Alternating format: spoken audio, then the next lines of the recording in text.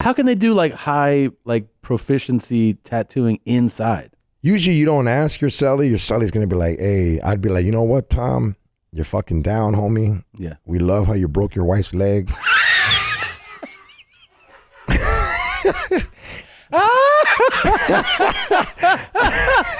I might get my first tattoo because of this. Welcome to your mom's house.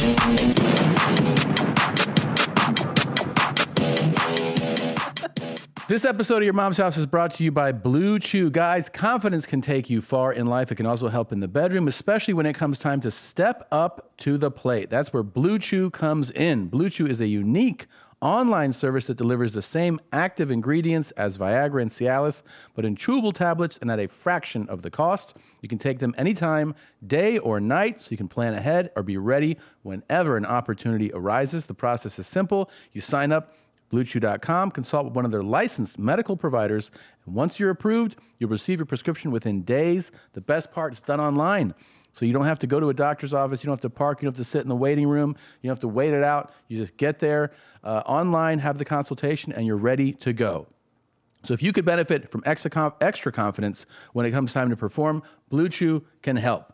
And we've got a special deal for our listeners. Try Blue Chew free when you use our promo code MOM at checkout. Just pay $5 shipping. That's BlueChew.com, promo code MOM to receive your first month free. Visit BlueChew.com for more details and important safety information. And we thank Blue Chew for sponsoring the podcast. Ladies, Blue Chew is exclusively for men, but the end result is something you'll both enjoy, so get your man to sign up. This episode of Your Mom's House is brought to you by Saatva.com. You know we've been huge, longtime fans of Saatva, and it continues to this day. We've had all their products. We've enjoyed them all, and you should too. If you want to sleep comfortably on an amazing mattress that isn't going to break the bank, you can get it at Saatva, SAATVA.com/theshit. You get $200 off any mattress of your choice. We even have our kids sleeping on Saatva the toddler bed. They make twin-size bed, queen, king, the whole nine. You can get a luxury firm mattress if you want like that 5-star hotel quality. Memory foam mattress, they have their Lumen Leaf line. Or if you want the mattress that sits up and lays down and vibrates and pretty much almost makes you a coffee, you get a Solaire. They're fantastic. They have incredible customer service. They have mattress takeaway service. You get rid of your trash mattress and get on a Saatva. SAATVA.com/theshit and get $200 off any mattress of your choice. Good morning, good afternoon, good evening, whatever time you're watching. Welcome to Your Mom's House, you chomo. I'm here, of course, with my beautiful co-host. And zooming in from Austin, Tejas, is her fill-in, Christina P. Hi, Christina. Hi, Christine. Oh, rude. Am I on now? You are on. Yep. So it's so disrespectful how you've been referring to my blow-up doll there. Don't think I haven't been watching the episodes and you guys are like, this is how that bitch should be. Blah, blah, blah. Hey, Christina. It's good to see you. You got some milk, Doug. Yeah, you do. I miss you guys. It's so nice. Thank you. Oh, you changed my shirt. Yeah, we changed your shirt to the breakable shirt. You can. Am I wearing pants? Did you guys even give me bottoms or am I naked? Am I Donald Ducking it down there? Unfortunately, there are pants, but your mouth is just how we want it. So, God. Yeah, you know what I mean? Thanks. You know? Y'all know it's a banana split? Yeah, I'm gonna put my tongue in your ass. You're really feeling him today. Yeah, Unkshine. I think him and Ed Asner, Leo. Those are my two favorite guys of the past year. I was thinking about that the other day. If you had to rank the Cool Guys Club, who you're number one, I'd say for you, the number one is Ed Asner. Yeah, he's the best. He's my favorite. It doesn't stop becoming, it doesn't stop like entertaining me. It doesn't stop like, Is it his innocence? It's the innocence. It's the way he's so honest. Matter of fact, and it's so not hot. It's so off from flirting. I have no problem swallowing. It's so just direct, and I love that it. I love that it upsets people. I think you know. I love that people go like, like that really always gets to me. You know. That's what makes your dick hard. Yeah. Is when other people's dicks get soft. There's never been a truer sentence spoken. Come on, Mark. Don't be stingy. Yeah. You know, I was just trying to think who my favorites are. And I think top of my list is going to be Tony Johns. Yeah. Always. He's for pretty so great. many reasons. He's charismatic. He likes to have fun. He's given us so many good phrases. Yeah. Yes.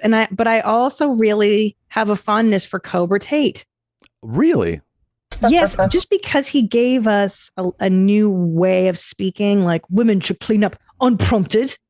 Yeah. And then I like when he goes, I always put down my credit card. It never gets declined. Yeah. Yeah. Well, because of overdraft protection.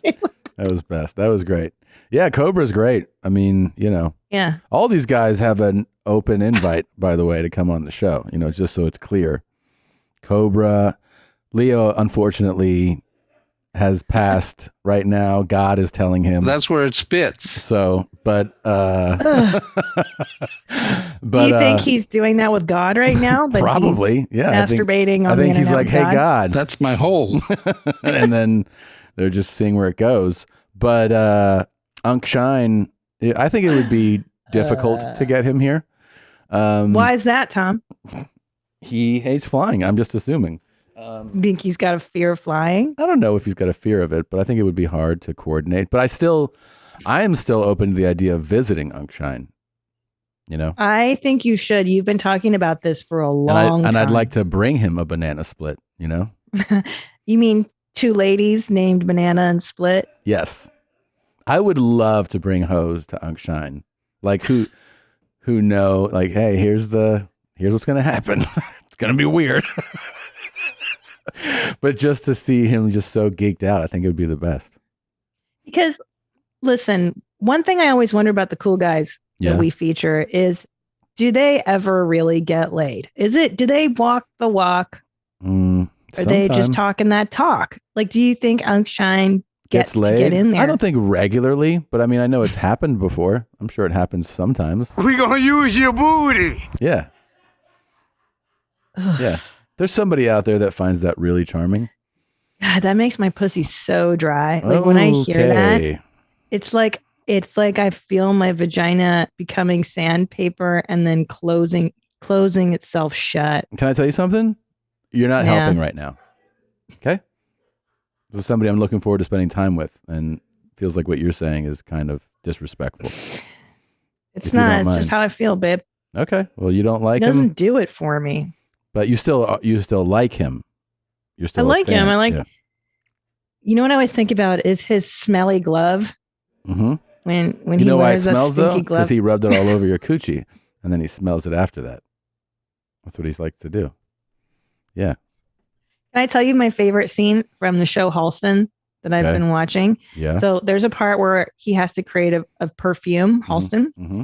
And the woman is like, you have to bring me the scents that you like the most. Oh boy. So he brings in tobacco, which is beautiful, a beautiful smell, tobacco, and then like freesia, which is a flower, and then his gay lover's jock strap in a bag.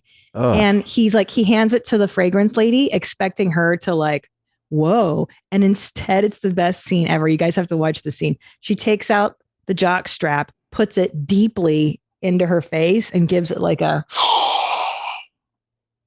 closed eye, like she gets the essence, and then she's like, Halston, you're a genius. Oh fuck. And I God, I thought you were gonna be like, and then she just vomited all over the fucking table.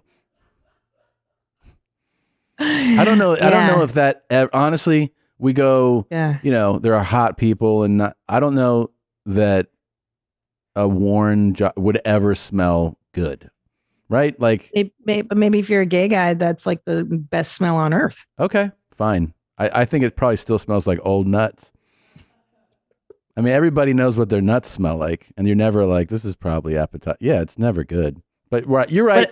You're right. I'm being such a cisgendered fucking straight guy. Sorry. What if, can you wear a jock strap and then you wear it, you exercise all day. Can I tell you something? And then you hand it to me, hold on, and then I give a a soul sniff. You can. Can I tell you something? You're not going to like it. You're not going to like it. You're not going to like the way I look. But maybe you're right. Maybe that is actually just the male. Because I, as a man, you're right. Like a stinky part on a woman can still be arousing because it's a one. So yeah, I'm being super hetero, and I apologize. Now, but do you think the smells are that different from male to female smells down there? Yes. Yeah. I do. Yeah. Well, that's true. I've got a uterus making all kinds of stuff. There you go. All right, let's do the opening clip. Ready? Here you go. This that motherfucker almost run us over off of an exit over a dumb son of a bitch. I'm gonna let you son of a bitches know right now. I'm a bad son of a bitch. Don't you ever pull your goddamn car out in front of me like that again, boy. That's who I am. You almost run over my goddamn car, boy. This shit is big time. Who is Randy? Don't bring anyone mother into this. Your mom in the fucking stand. Welcome to your mom's house with Tom Segura. And Christina Pajitsin. welcome to your mom's house.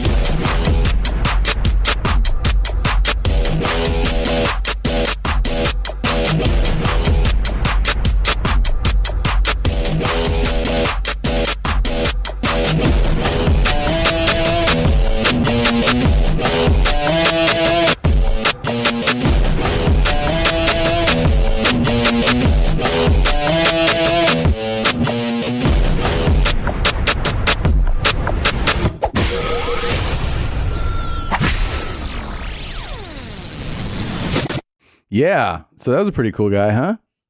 Wait, I can't really tell what happened. Oh, I can tell you. So it looks like there's some traffic. It's like an on-ramp or an exit or something. And somebody clearly had cut this guy off. And then he documents himself yelling.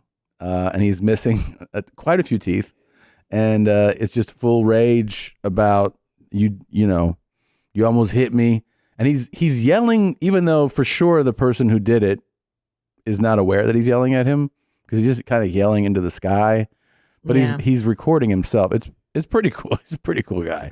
Yeah, I'll show you again. There's a part 2 also. Yeah. This that motherfucker almost run us over off of an exit over a dumb son of a bitch. Mm-hmm. I'm gonna let you son of a bitches know right now. Oh, he's getting out. I'm a bad son of a bitch. Don't you ever pull your goddamn car out in front of me like that again, boy. That's who I am. You almost run over my goddamn car, boy. You almost run over my goddamn car, boy. Mm-hmm. Which also I don't think is a thing. I don't think you can run over a car in another car. I don't think you can either. Do you have a monster truck? How are you running over the car?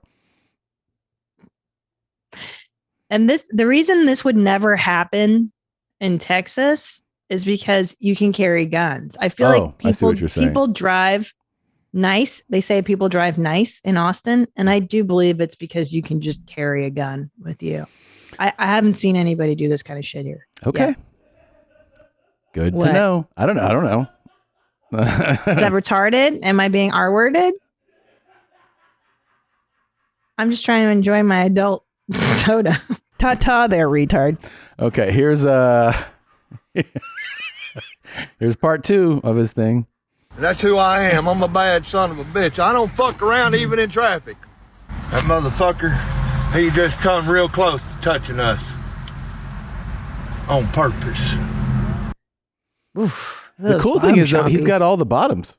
Yeah. And it kind of begs the question, do you need the top teeth? Do you need them? You need all of them. No, that's not true. You don't need all of them. Yeah. But that is a strange aesthetic. How do you just keep the bottom row? How do you keep them? I don't know. Which one would you prefer to keep, though? the top row or the bottom? I prefer, I think for smiles, the top. The top. And then- Aesthetics, yeah. Yeah. But I mean, if you just have tops or bottoms, you're going to have problems, you know? Yeah, because this isn't good for smiles.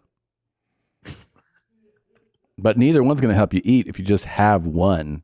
You need, can I get one on the bottom so I can just eat like that? But this guy, yeah, he's showing you how he's a badass. Don't mess with him, Tom. He's a bad son of a bitch. You know, I done on purpose try to run over my car. Jesus Christ. What is wrong with people, man? Well, there's a lot wrong. By the way, you're in Austin. Son of a... You're in Austin right now. I know. Is it hot? How you liking how hot it is? Oh my God. I cannot have one more conversation about how hot it is. Dude, bros, look, Listen. It's fucking the middle of summer. Yeah. It's hot everywhere. Right. That's what happens in summer. It's hot. Yeah. Like everywhere you go right now, they'll be like, do you think it's hot out? Yeah. It's been said to me, they're like, how you dealing with this heat? I don't know, the way I deal with it every summer. I stay indoors most of the day, and then when I go outside, I'm like, damn, it's hot. And they're like, you ever felt heat like this before? Yeah. Yes. Every summer. Every summer. In fact, I grew up in the San Fernando Valley of Los Angeles. Fuck. Yeah. Which is the hottest part of Los Angeles County. It's so hot. Yeah, I do. I do. I've done this before. We lived I've done in this my Woodland whole life. Hills for 3 years. It was super fucking hot. It was like 110 in the summer.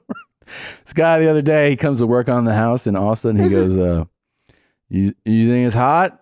And I go, yeah. And he goes, you think it's hot now? It'll get hotter. And I was like, got it. And he goes, you know what we say in Texas? I go, what? He goes, if you don't like the weather right now, just wait a few minutes. I swear to God. Yeah. And what'll happen? It'll change. Kitchen. Yep. And I'm like, yeah, you mean the way weather does everywhere? How it's not the same every day? Oh my God. I get it. You think it's hot? I have to have, it's going to get hotter. Okay. if I have to have one more chit chat about the weather, I'm going to blow my brains out. Jesus. Well, I mean, it got cooler yesterday. And then today it's hotter, but the clouds are coming. So I think it might rain. And you're like, yeah, that is a wild story. Uh-huh.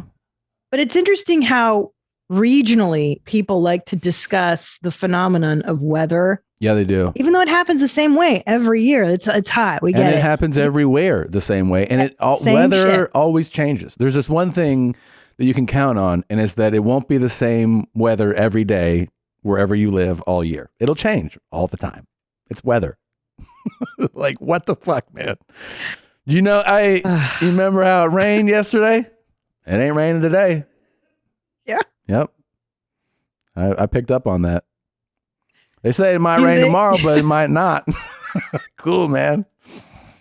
That is pretty cool. Oh my God. And in the Midwest, when you go to I remember every time I go to some radio station in the Midwest, they always they lead you into the joke too. They're like, well, if you talk about weather, and then they go, you know what they say, right? And they go, what?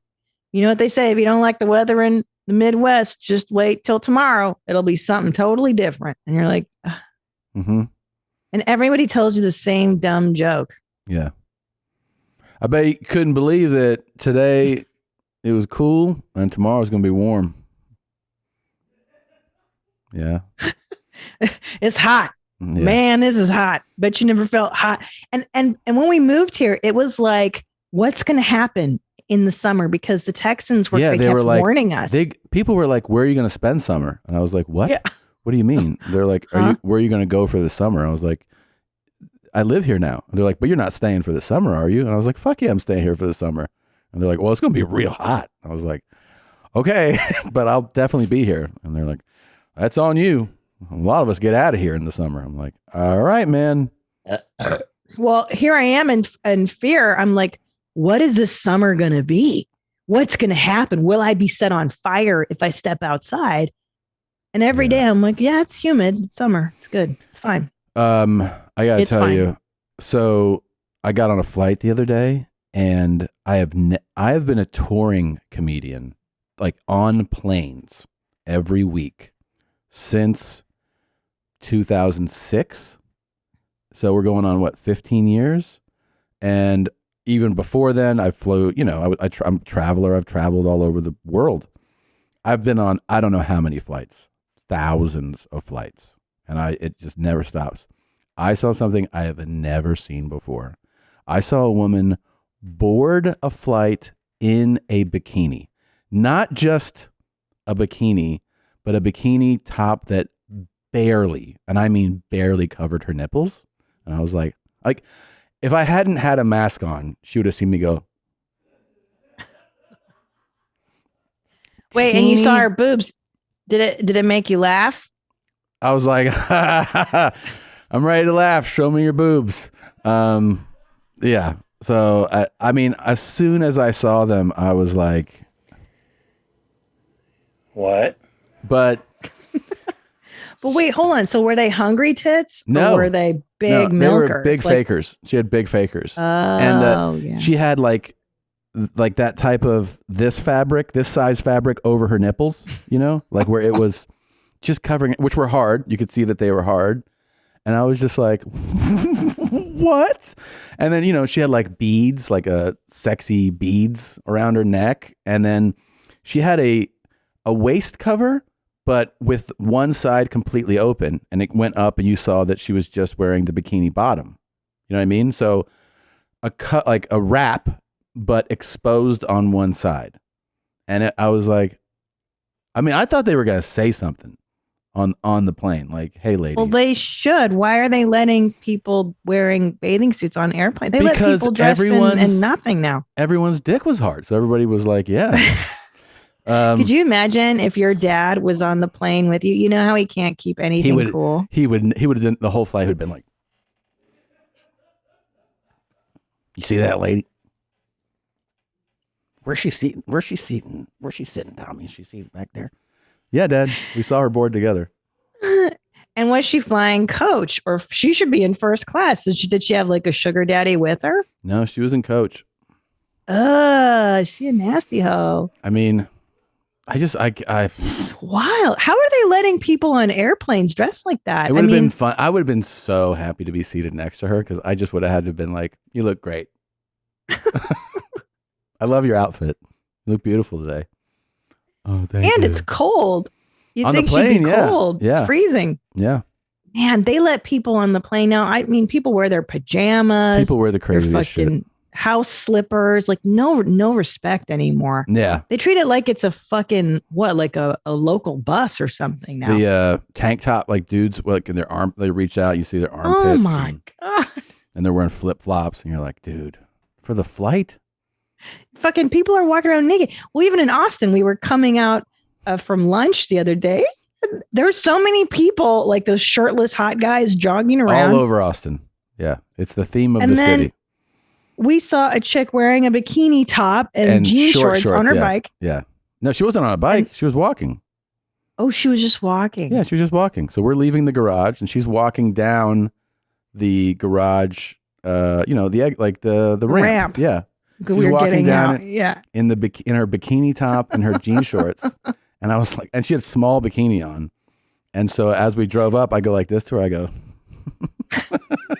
and she was like, she did. Yeah. She gave you Christina's a nod. Next to me. She was like, yeah. You know what time. She's like, fucking hot. Mm-hmm.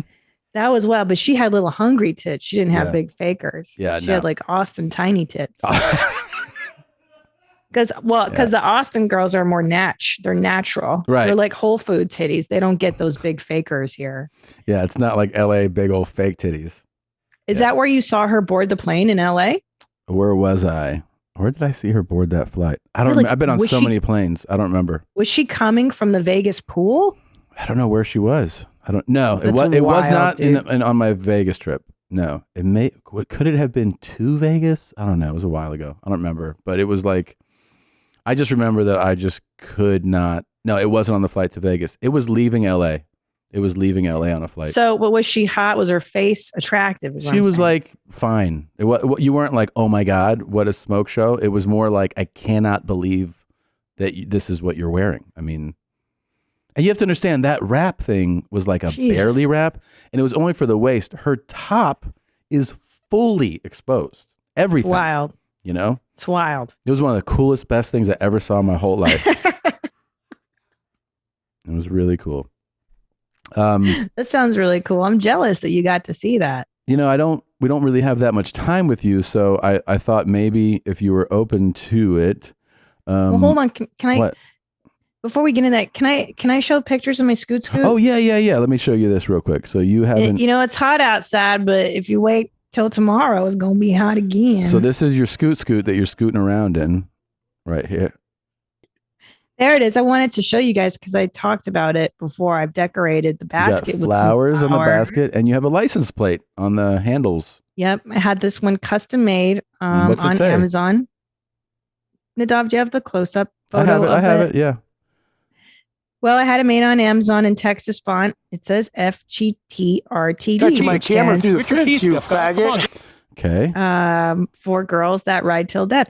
And I've had to explain that license plate a few times. Yeah, to people are asking. I was with you. I was with you once when somebody goes, "What's that all about?" And you go, "It's just an inside thing, joke." And they were like, "Okay." Yeah, my doctor asked, and I was like, "Oh, it's just a podcast joke." And then I was at the mall with you, and they're like, "What's that stand for?" I'm like, "It's for girls that ride till death." And you like, give that answer, and they're like, "Yeah." Oh, okay. There's my scoot. It's that it does stand for that. Oh, well, of course it does. Yeah, because your first good tongue ruins that dick. Replaces that dick. Sorry. Yeah. Yeah. Sorry.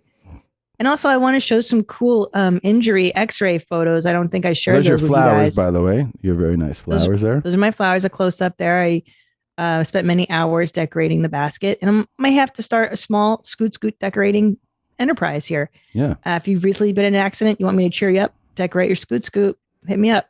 Okay, so you want to see you want to show the photo of the bone out of the joint, or what do you want to show? Yeah, I think that'd be fun. The X-rays, because there are people on the internet who don't believe me. Well, there's that. So it popped out there. That's the dislocated ankle. Yeah. And then I broke 2 bones down there, and then I broke the upper. Oh, there you go. So there's the you can see the fibula broken on the right side of the screen, and then you can see that the dislocation, see the big bone that's out of the socket there. So they had to put that back into the socket, and then they had to surgically repair the fractured fibula there at the bottom. And then at the top too, they at the top you were lucky in that they didn't have to adjust you had a second fracture.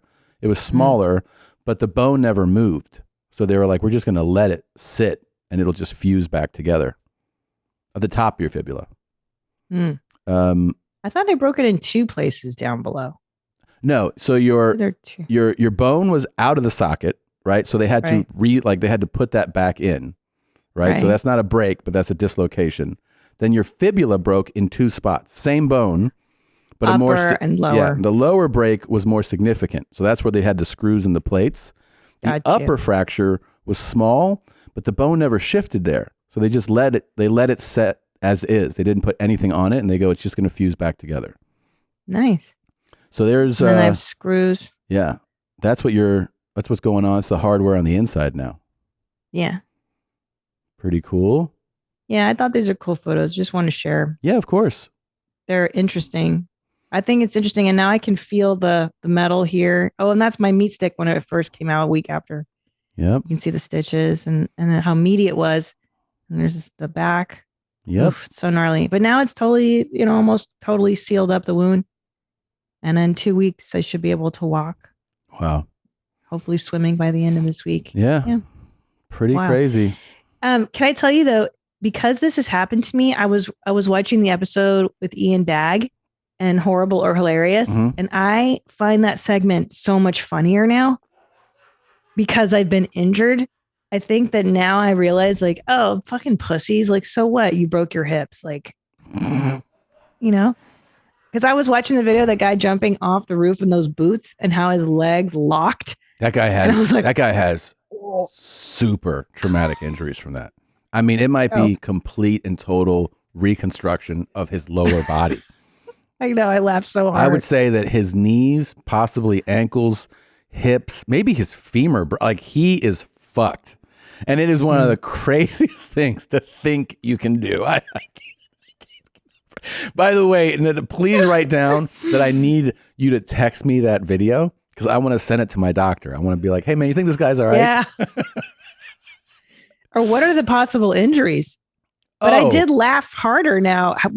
Now when I watch injury videos, I laugh because I don't know. I relate now. I'm like, oh, it's fine. Yeah, I feel the same way about COVID, 19 virus. Because I had it, and I'm like, it's not that big a deal. All right, okay, let's do this. Let's do your talks. Ready?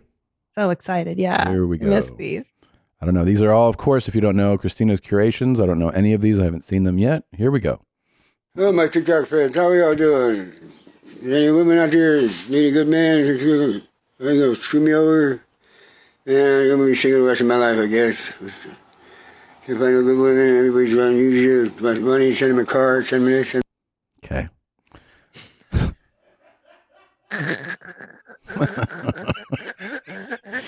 This is the singles ad. Yeah, the singles ad is one of my favorite things. And and he wants a woman that's not going to screw him over, which is always it's a good way to like meet somebody. Are you going to screw me over? Okay. Yeah. You think you're better than me? Hi guys, I'm Robert Hansen with the reverse polarity magnet helmet. This helmet will heal and help with CTE, Alzheimer's, dementia. Alzheimer's? As well as help you to pull out of any kind of weirdness and it goes in your head. This is my helmet. It's made of brass, bronze, and silver. This one connects me to the divine, the enlightened. My third eye open and my chakras are aligned. That's why I wear armor. The only way to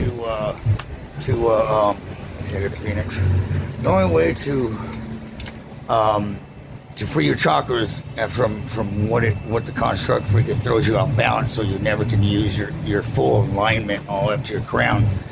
Is you got to shield it, you got to armor it, and then it's full power. Okay, so thank you for flagging that. It's a really interesting guy. He's got. Aren't you his interested? Chakras are aligned, and and all the weirdness in his head has gone away because he's got his cool helmet on. So that's good. Jesus Christ, babe. Yeah, you're not excited that this guy knows these secrets to the world and to existence and stuff. Give it a shot. Is it burning or just a hand? Just feel it. You think it's Jesus? Yeah. Boom! Finish it, Lord!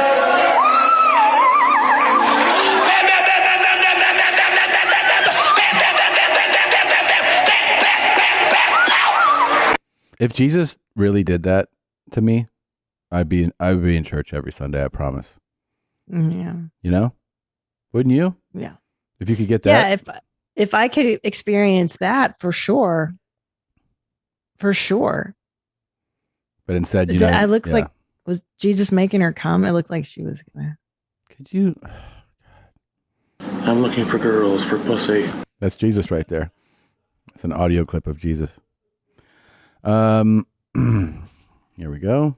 Hey, what are all you guys doing living with these chicks that you're not married to? This is a bad idea. This is brought up in a couple comments on the last video, and I would have to agree. This is a real quick way to fuck up your life for all you young dudes. If you're not going to marry her, don't live with her. What do you think of that? Well, I'd like to ask you, what do you think of that and the dudes in the booth? I mean, I think he's got a nice tan. I thought we were going to talk about his tan, but he's handsome. He's a good-looking guy. He's got that nice bungalow-style house behind him. Yeah. I mean, I think he's speaking from experience. I don't think it's like a philosophy on the world that he's always carried. I think this reads to me like I lived with some chicks that fucked shit up for me. So that's why it's a bad idea now. Because I don't think you have to subscribe to that notion that you can never live with someone you're not going to marry. You know? Yeah. Yeah, you can live with somebody. When I die, will you just live with somebody? Yeah. Or will you get married again? You know, I don't know. I don't know if I would get married again. I mean, I figure you got a couple years, but I feel like I think I might just, what's that face for? A couple years? I feel like you're going to live a couple more years. Yeah. And then at least, I hope. Right. So let's say tops 5 years. So you think Bitsy's going to outlive me? Jesus Christ, Tom. It's possible. So 5 years from now, you're long gone. It's like, what am I going to do? I figured I would see somebody, but yeah, I don't think I'm not going to be like, hey, move in, you know? So yeah, I mean, maybe later, like maybe I'll do that old person marriage thing, you know? Like you've been gone, Yeah. you know, 25, 30 years. And then I go, I'd really like to marry someone right before I die or something, you know? Yeah, but you might be so grouchy by then because you get real weird when you're alone and you get into like alone guy vibes, grouchy bear vibes. I kind of feel like the older you get, Yeah. if that chick doesn't get in your positive years, yeah, not going to be good. You're not going to want it. Yeah, you know what? You leave me alone. What do you think you would do? You think you're going to remarry or just live with, would you live with somebody else? I might live with like a girlfriend, like a friend, Really? like Golden Girls. I might live with just like, oh yeah, a lot of ladies do that. Yeah. Yeah. I might live with female friends and have dogs. Be one of And those then just ladies. Bang dudes on the weekends and stuff. Like, you know, because I really didn't get to try out these apps and stuff because I was married. So like maybe in my second life, I can just live with a bunch of other older hoes. And then, you know, go on Cougar Life or whatever there is. And just bang dudes on apps. That's who you are? You're a dude banging app chick? I'll become one in my older years because A, there's no pregnancy threat. I'm not going to get pregnant anymore. Okay. And B, if I get AIDS, who cares? I'm going to die soon anyways. Okay. Let's go to the next clip.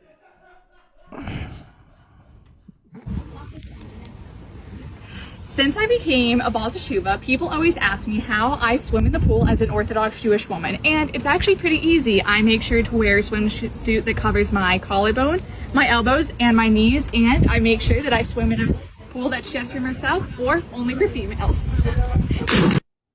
Pretty easy. Okay. It's actually pretty easy. I just have to find a suit that covers my collarbone, my elbow, and then knees.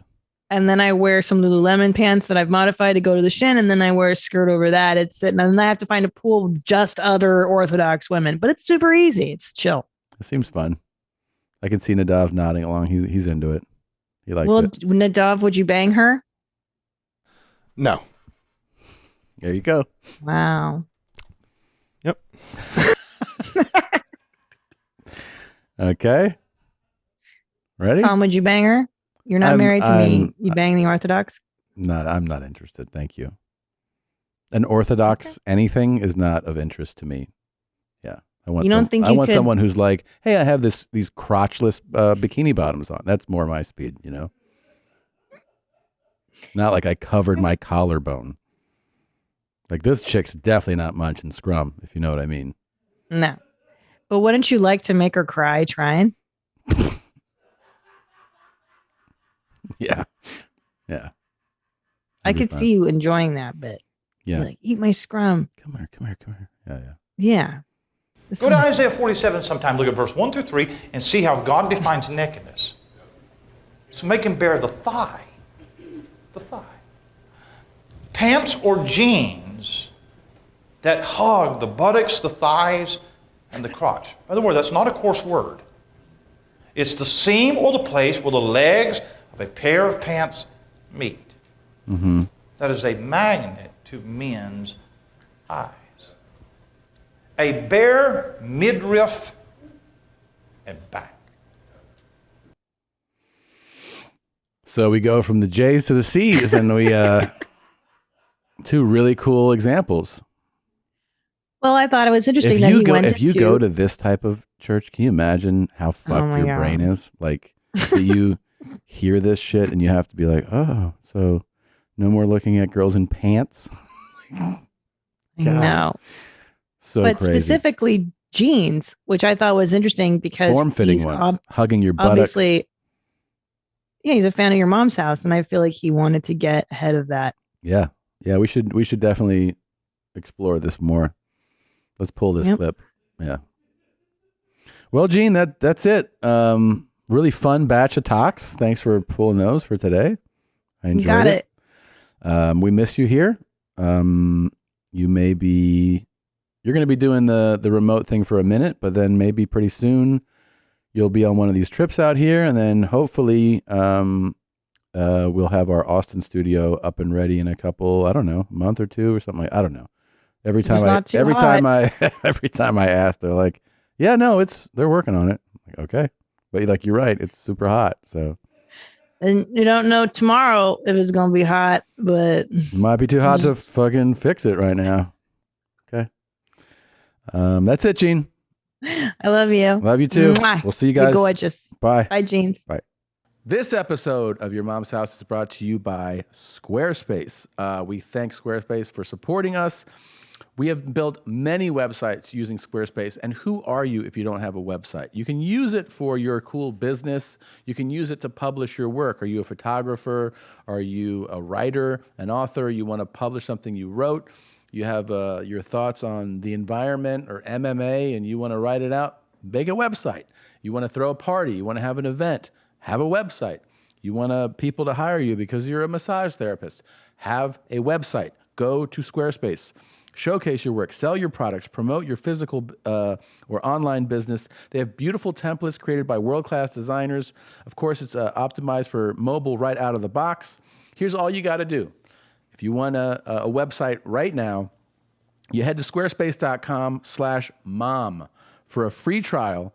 And when you're ready to launch, you use the offer code MOM to save 10% off your first purchase of a website or domain. This episode is brought to you by Policy Genius. 'Tis the season to grill, chill, and see if you're overpaying for home and auto insurance. Policy Genius is a free and easy way to look for cash savings you might be missing out on. The thrills don't have to stop when the fireworks end. Keep the rush going by seeing how much you could save on home and auto insurance. While you're layering on the SPF this summer, don't forget to protect your property too. Policy Genius can help you find ways to bundle your home and auto insurance and save on coverage.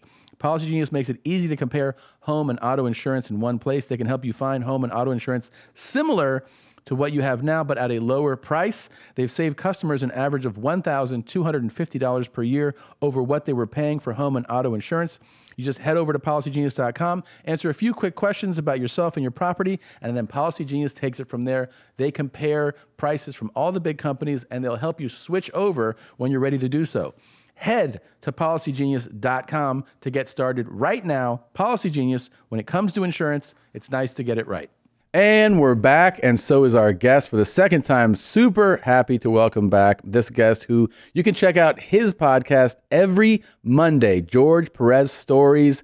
I'm happy to welcome back George Perez. Thank you for coming, man. Very happy to see you. Thank you. It's been a minute. It was an awesome appearance last time that you were here. You had amazing stories, and I assume that on the podcast you share all types of wild shit that you've done and the wild life you've lived. You got Cholo fans. I do? Yeah, they were hitting me up. Hey, Holmes, tell Tom to bring you back. Eh? Nice. What's up, Cholos? ¿Qué pasa? ¿Qué onda, güey? Yeah, dude, it was your appearance is one of our favorites ever. And I was thinking about this, even when you got here, we were talking about how, with COVID and the pandemic, everybody had to take time off. Yeah. There's that weird thing, like, if you don't know this about stand-ups, basically, you can take like 5 days off a week and you're fine. Usually, like if you haven't done a show in a couple weeks, that first time, it feels a little weird, like a little weird. Like maybe you fuck up a setup or something because you haven't done stand-up in a few weeks. Yeah. If you get to like, for me personally, like 3 weeks or something, that was like the longest I'd ever taken off before. Now with the pandemic, I had months off. And that first time back, it feels weird. After a few days, though, after a few shows, you're like, oh yeah, like it kind of comes back, but it takes a second. And you mentioned you actually had a real long break. I took 3 years off because of prison. Yeah. And that had to be, do you remember that first show back? I remember it like I'll never forget it. Joey Diaz. You did it with him? Yeah, he was like, look, I know you don't got no money. Stop having pride. I was scared to do comedy, Tom. I bet. No, that I would feel the same fear. Yeah. Because it is scary when you feel like, do I even know how to do this anymore? Well, it's like reprogram. I was put into another world. I was like, I didn't want no one around. I was like, oh, how many people are going to be there? He's like, 500. I was like, what the fuck? And where was it? It was at the Brea Improv. Okay. And I ain't going to lie, like, prison fucked me up as far as like I haven't even talked to a black person in 3 years. Right. And then I was still like tripping. Like if these fools don't laugh, I'll stab them.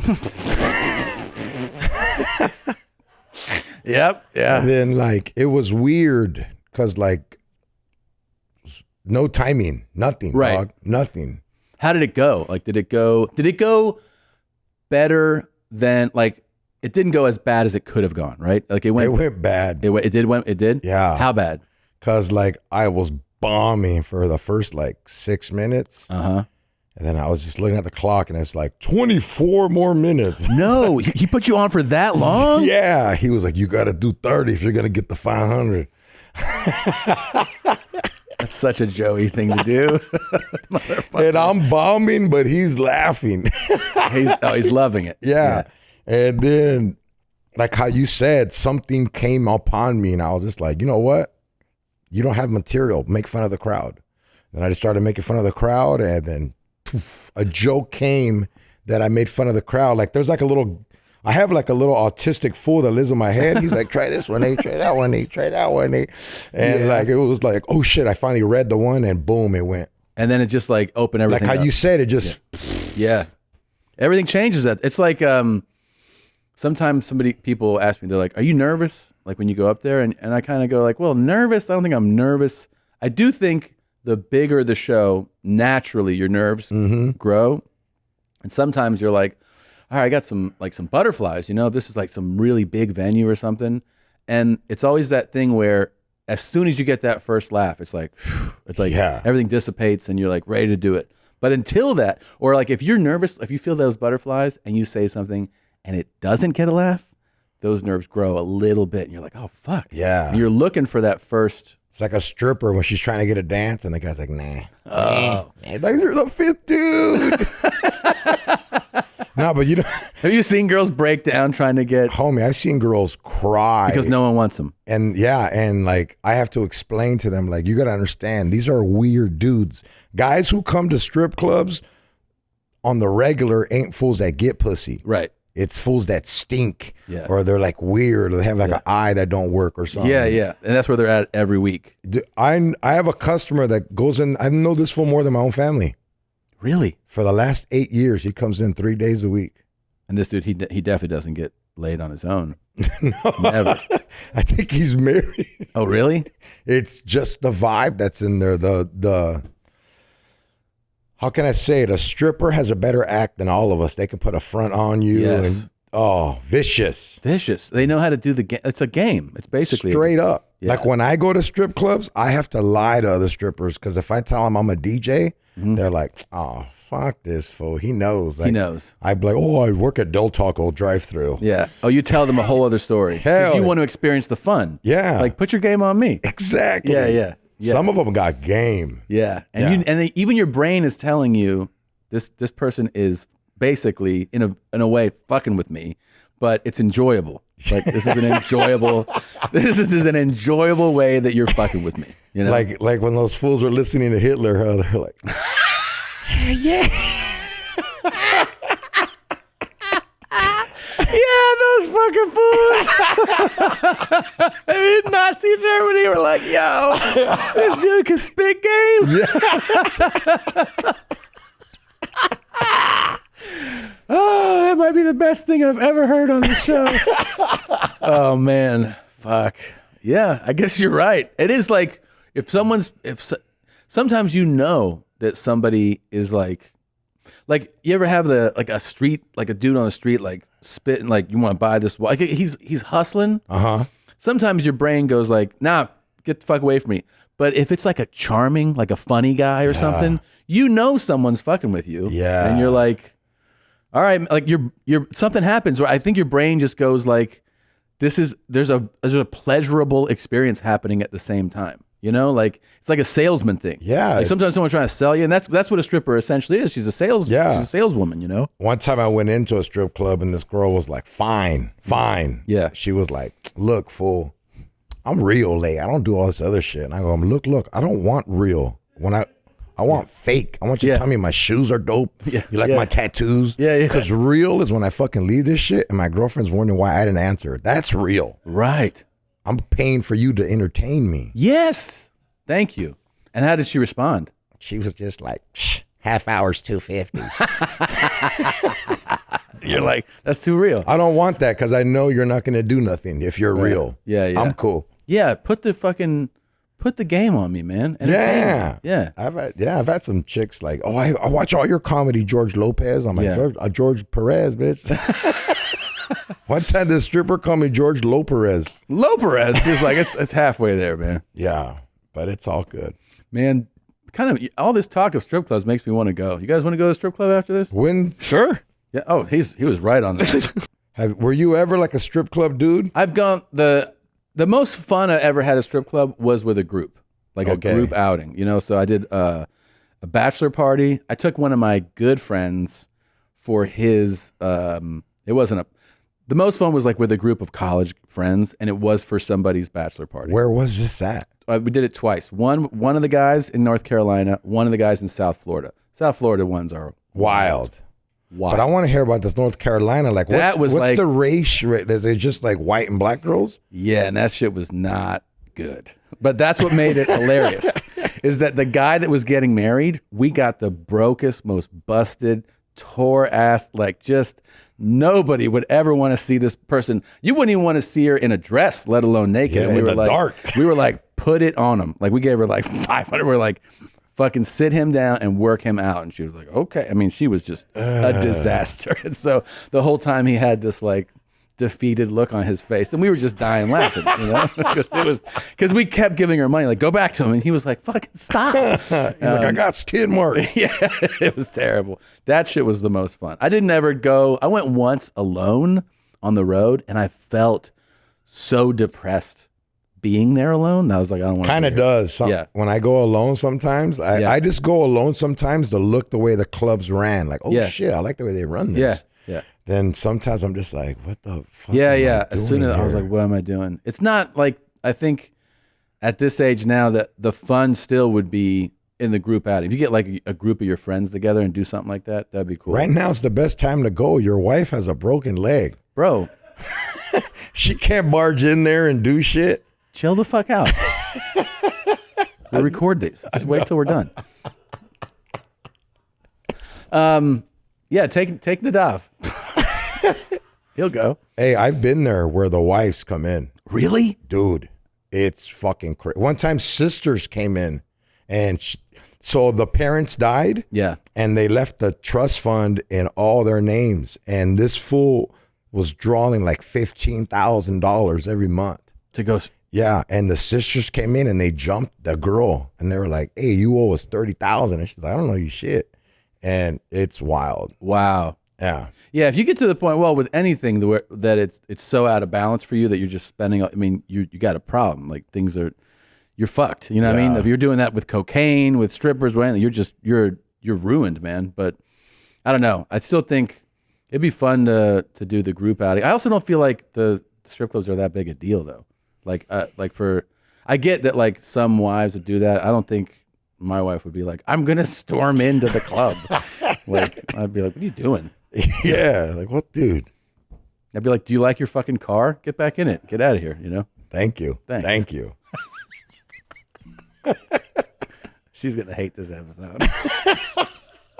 I'm gonna have a broken leg next. Oh man, Jesus Christ. Where's the bet? Like, have you been to a South Florida one?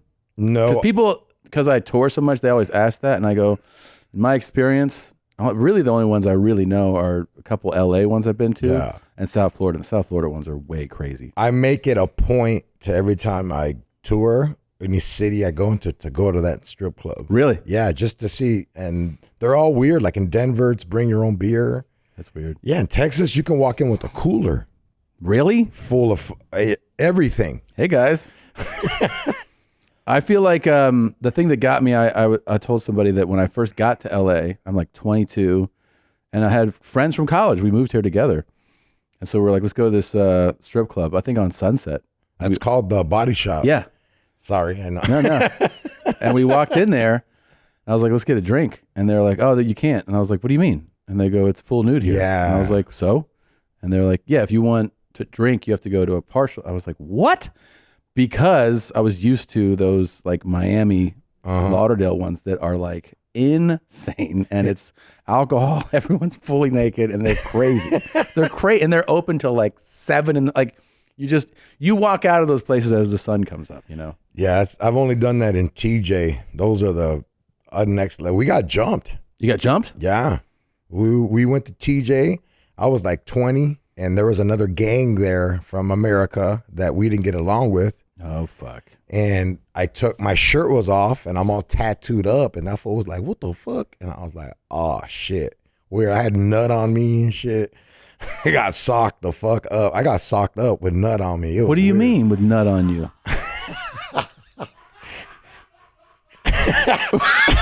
What? The strip clubs in TJ are like whorehouses. Okay. So, like, she was riding me, and then I was gonna nut, and she came off, and then the condom came off, and it just smeared all over me, dude. It was like a cholo glazed donut. I have cum all over my face. Okay. And I don't want to put my shirt on. Right, because you got nut all over So you. I was like, yo, Okay. let me get a toalla. Let me get a toalla. And then that fool was like, what? And I was just like, I just seen it come. And I mean, you saw all kinds of cum. Yeah. And then this fool socked me, and I was just like, you guys are going to get nut on yourselves as well. How many guys jumped you? 3 of them. So then you're just laying on the ground? No, like they broke it up, and then my friends came, and then, but you don't want to start shit in TJ, bro. Fuck no. So we paid the federal, hey, here's $100, misunderstanding, and yeah. And then just got the fuck out of there. Got out of there. Crossed right over, came back? Yeah. And those fools were also from the U.S. though, right? Yeah, they're from Santana. Okay. And yeah, it was funny too. Like, we did crazier shit on the way home that I didn't want to talk about. But like, I'll never forget this trip. My baby's mom, I seen her with another dude out there. On this trip? Yeah, it was crazy. In TJ? In TJ. What? Yeah, it was wild. It was a wild So you're just weekend. like having a drink, walking around, and you just spot her? And that's why I was like, fuck this shit. I'm going to go bone a chick tonight. Oh, I got you. And then we went in there, and I was like, damn. She probably told those fools to follow me in there now that I think about it. You're just putting that together right now? Yeah. Dude, she's my first baby's mom. Fucking wild. She has 8 kids from like 6 dudes. What? Yeah. She's like, she knows more cholos than the Raiders. For real. 8 kids? Yeah. Damn. Yeah, I have custody. I'm the first one. And it's weird. Like, yeah, it's weird. That's rare. Yeah. You have full custody? Yeah, I've had full custody of him since he was 4. That's rare. Yeah, he still lives with me, 25. He's 25. Fucking bastard. Damn, dude. You know what's crazier about that is some of his friends have stripped at the clubs I've worked at. Some of his friends? Yeah. They're like, hey, you're Georgie's dad. I was like, you know my son? And they're like, yeah, I was with him. No shit. Yeah.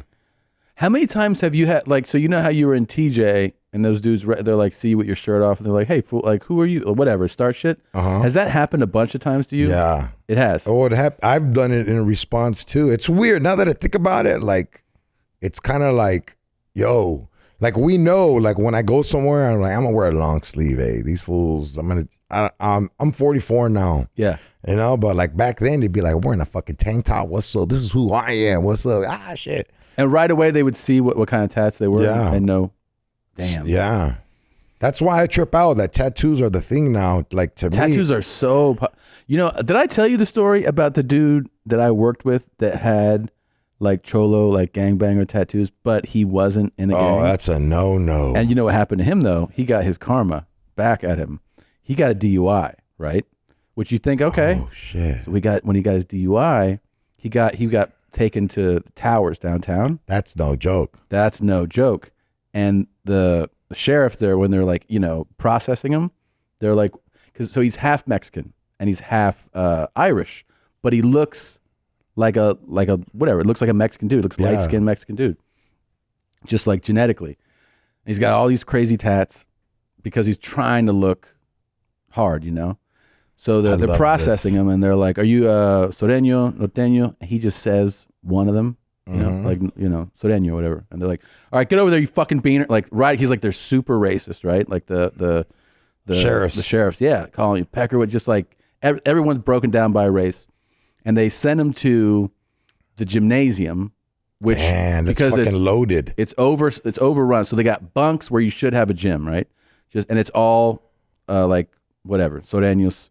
And they're telling him, you know, he gets in and the guy's like, "Hey fool, like this is how you walk this line to go to the bathroom." And I've been there. I've been there. Yeah, you know. I'm telling the audience. I know. So like, you know, they're telling him like, you're like the shot caller. I like how you're doing it. Hey Holmes, watch out. That's our check that right there. These black fools don't fuck with that. So they're telling him everything.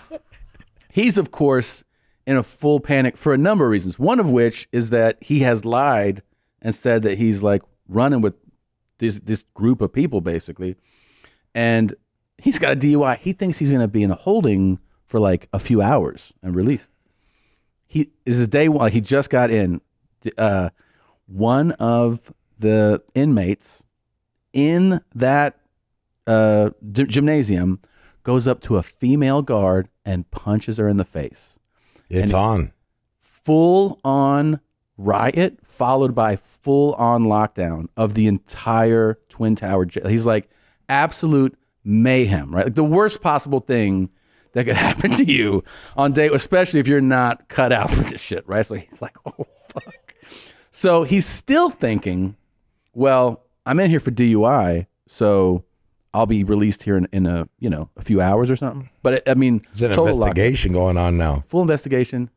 He thinks he can just go up to like you're at fucking Starbucks. I talked to the manager, so he's like, hey, he goes up to a guard and he's like, hey guard, and he goes, hey you fucking beaner, tells him, he's like, fuck off you fucking beaner. He's like, what the fuck?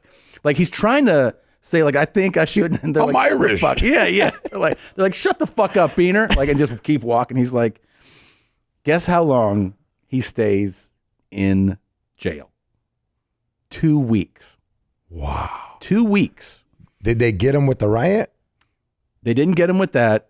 What happened was he would try to talk to people, like to guards and everyone, he said, would just be like, shut the fuck up. Like, and just be like fully racist to him. Like the guards just spitting at him. Then he goes, I haven't shit now in those 2 weeks. Not one shit. And I'm like, what are you talking about? He goes, every time I would go to the bathroom, I would drop my pants and sit down. And if anybody walked in, I would think that they might be trying to like kill me or something. Yeah. So I just pulled my pants up and he's like, my body just shut it down. Like I just didn't go. Damn. And then after 2 weeks, they actually didn't release him. They transferred him to Wayside, to the one in the Valley. Yeah, Wayside. The Wayside. That's what they call it. They call it like the Hyatt or the Hilton, like jokingly. Oh, I don't know that one. He said they call it the Hilton because compared to the downtown. Oh, he's gangster now. He knows the term. Oh yeah. And he goes. Then I was out there. We were playing cards and shit was cool. And then at one point, one of the guards was like, "What are you in here for?" He's like, "I got a DUI." And they're like, "What the fuck? You shouldn't even be here, man." And then they released him. And then his dad, his dad is not, his mom's Mexican, the dad's not. Dad was like, where the fuck have you been? And he's like, I was on vacation. And didn't tell you. And all of this is basically because he has crazy tats that he shouldn't have. He's lucky, man, because like if I would have seen him, I would have been like, where'd you get that? Yeah. Who gave you that? How didn't he? Oh. Yeah, he was, Kat Von D. Yeah. Yeah, you'd be like, yo, dude. I'd be like, nah, that's Kat Von D minus, homie. Come here. Come over here, dude. Yeah. No, I've been called out on tattoos before. Really? Where someone's like, who gave you that? And I told them, and they're like, all right, you're good. You're good. Where did you get that? So you have like all of those are like earned tats for you? Yeah. Or yeah. I don't want to put too much out, but yeah, okay. And it's all by somebody that somebody knows. Well, see, the thing now, Tom, is like there's so many dropouts and like there's so many, what I mean by dropout is gang members that have dropped out in their PC, protective custody, snitches, rapists, all that bullshit. Yeah. I only get tattooed by people that I know are mainline, like real solid. Like I only get tattooed by 2 dudes, and I was locked up with them. Okay. Yeah. Could you get those inside too? I'm always amazed when people 80% of my tattoos are inside. How can they do like high like proficiency tattooing inside? it's how it's done. Like Really? it's better than the shop. I Really? wouldn't say that, but yeah. So say you're my celly. Yeah. All right. And then I'm a tattoo artist. I'm like, yo, man, get down on me. So usually you don't ask your celly. Your celly's going to be like, hey, I'd be like, you know what, Tom?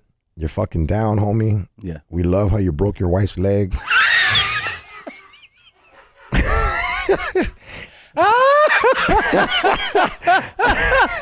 I might get my first tattoo because of this. And you know, Holmes, we heard you're the Starbucks killer. So like we would like it would be something that you were like, we drew this for you, Holmes. Where do you want it? It'd be like, or some fools, it's their hustle and like they have a portfolio.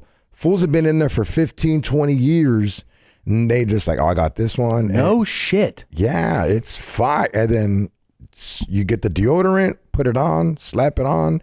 You make ink with like, so you get like if you want blue ink, you get the razors, remember the blue razors? Yeah. And you burn them in a paper bag and you let the soot rise up and then you scrape it. You put it like in a little medicine thing, put a rock in there with a little water and you shake it for like 2 weeks. And now you made ink. Whoa. Yeah. You guys it's always the most resourceful shit.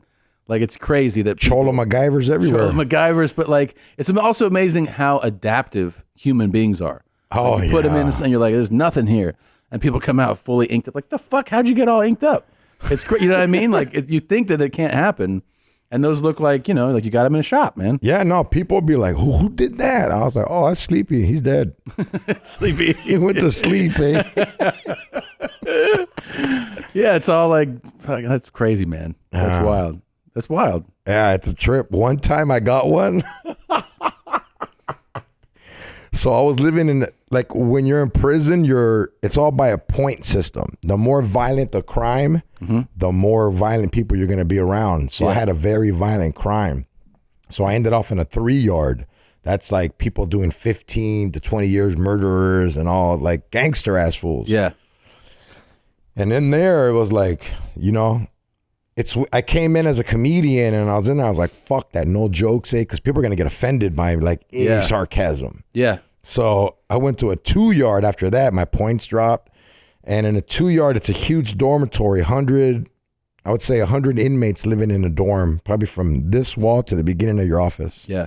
And we were making tattoo guns and I was getting tattooed. I was getting the one on my leg. It's a big Grim Reaper. And then one of the guys goes, they're raiding the dorms.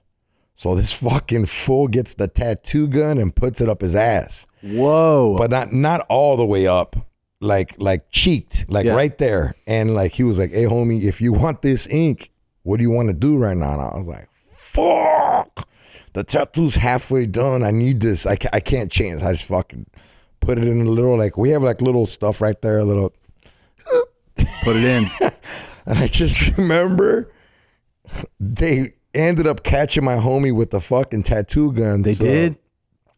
Yeah, it's not finished yet. Is it still not done? No? Is it halfway done? Well, I can't find them. Oh. And it's kind of disrespect to have someone else, but I'm going to give it like a year or two. Okay. Yeah, it's right here. Oh, I see. Okay. And that was done on the inside? Yeah. That's fucking crazy. That's crazy, man. Yeah.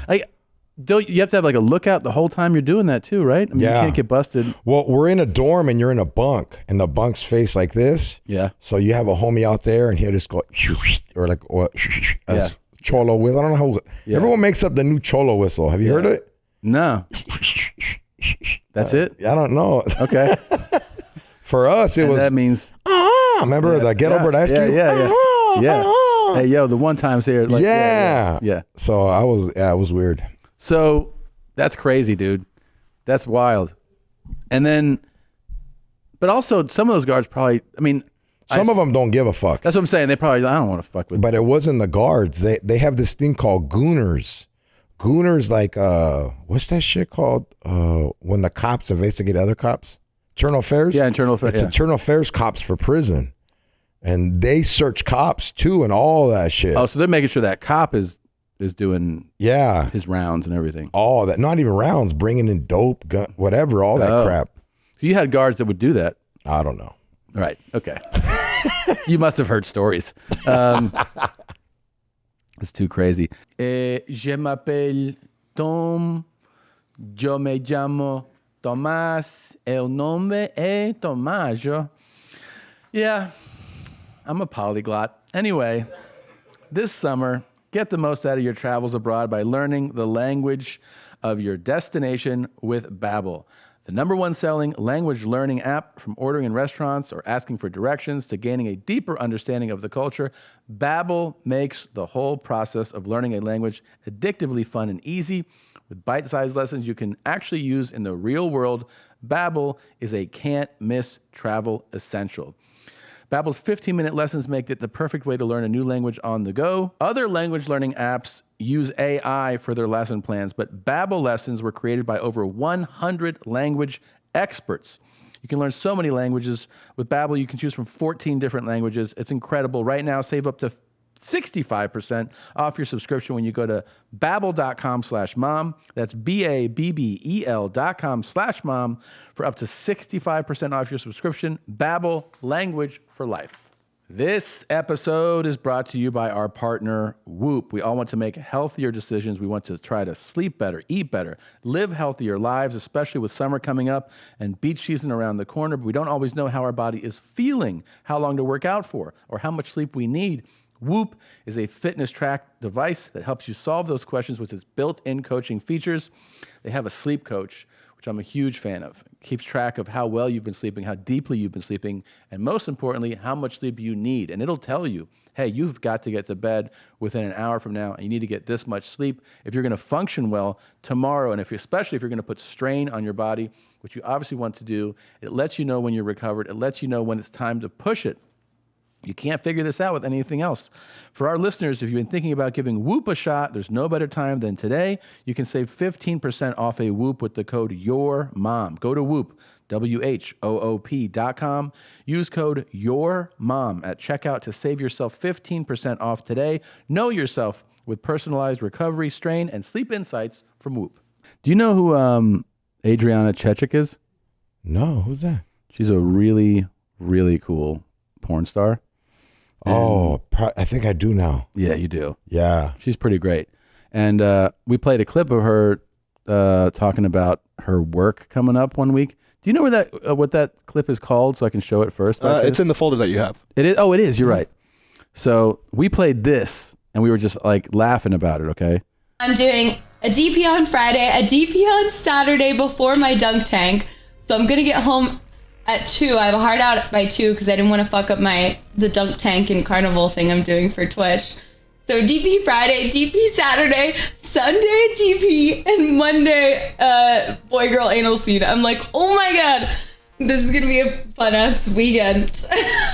I mean, at least I'll be like stretched out, so that's good. So pretty cool, right? Hold on, what the fuck's a DP? Double penetration, 2 dicks.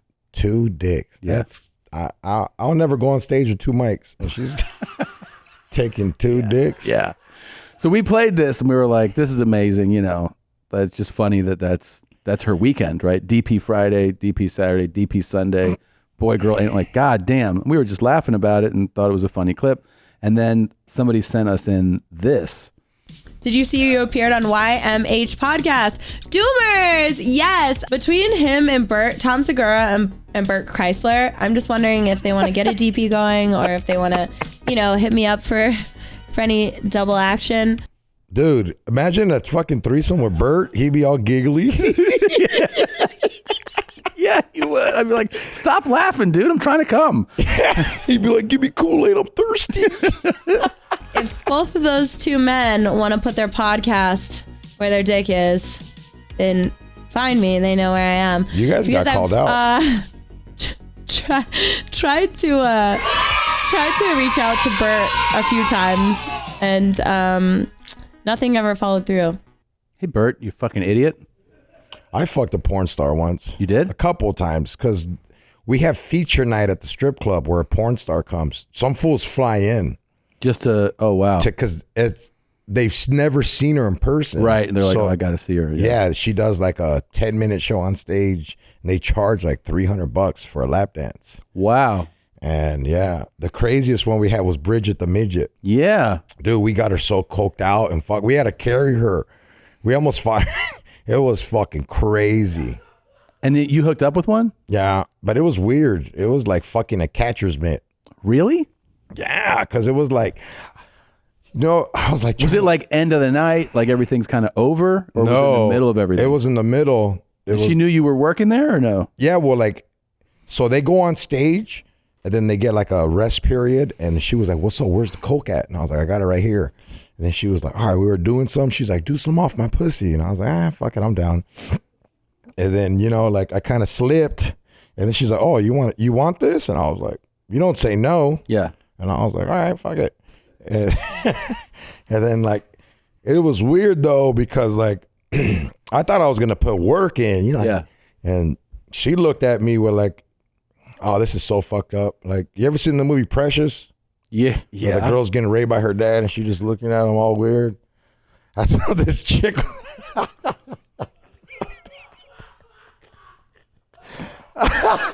I just remember her. Oh boy. That's how sex was. And like, yeah, the fucked up part is I nutted super fast. You did? Because I was scared too. Yeah. I was like, but it was consensual, bro. I was just like, yeah. But it was, and then afterwards, it was like treating me like nothing ever happened. Nothing. Gave me money for the coke carry. And I was like, oh. Is she well known? Like, you don't have to say her name, but is she well known? Really? Yeah. Wow. She ended up boning everybody that night, I think. Cool. She does sound cool. Yeah. Yeah. So Adriana, I want to say that if Christina breaks her other leg, I'm down. We just need something to happen to her first. You just fucked yourself. Why? Yeah. Something's gonna happen.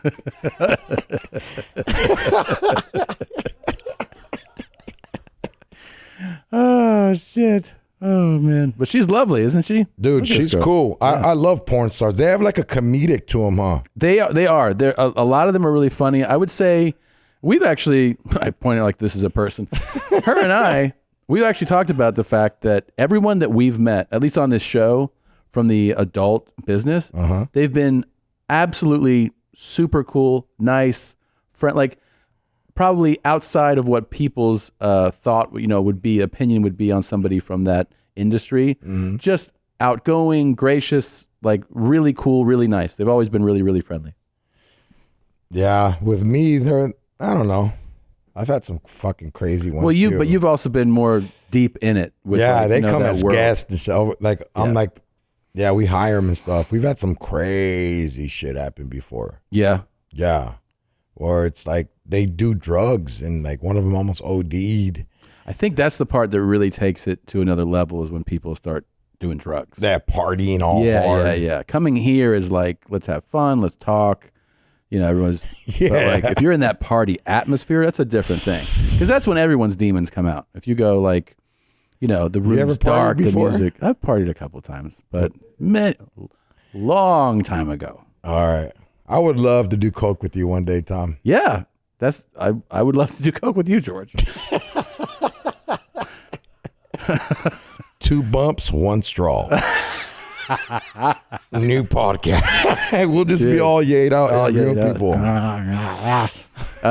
No, I haven't done that. I've never done coke, actually. No way. Never. Because I OD'd when I was 19 on GHB. Oh my God. I took a bunch of it. I drank a bunch and took pills.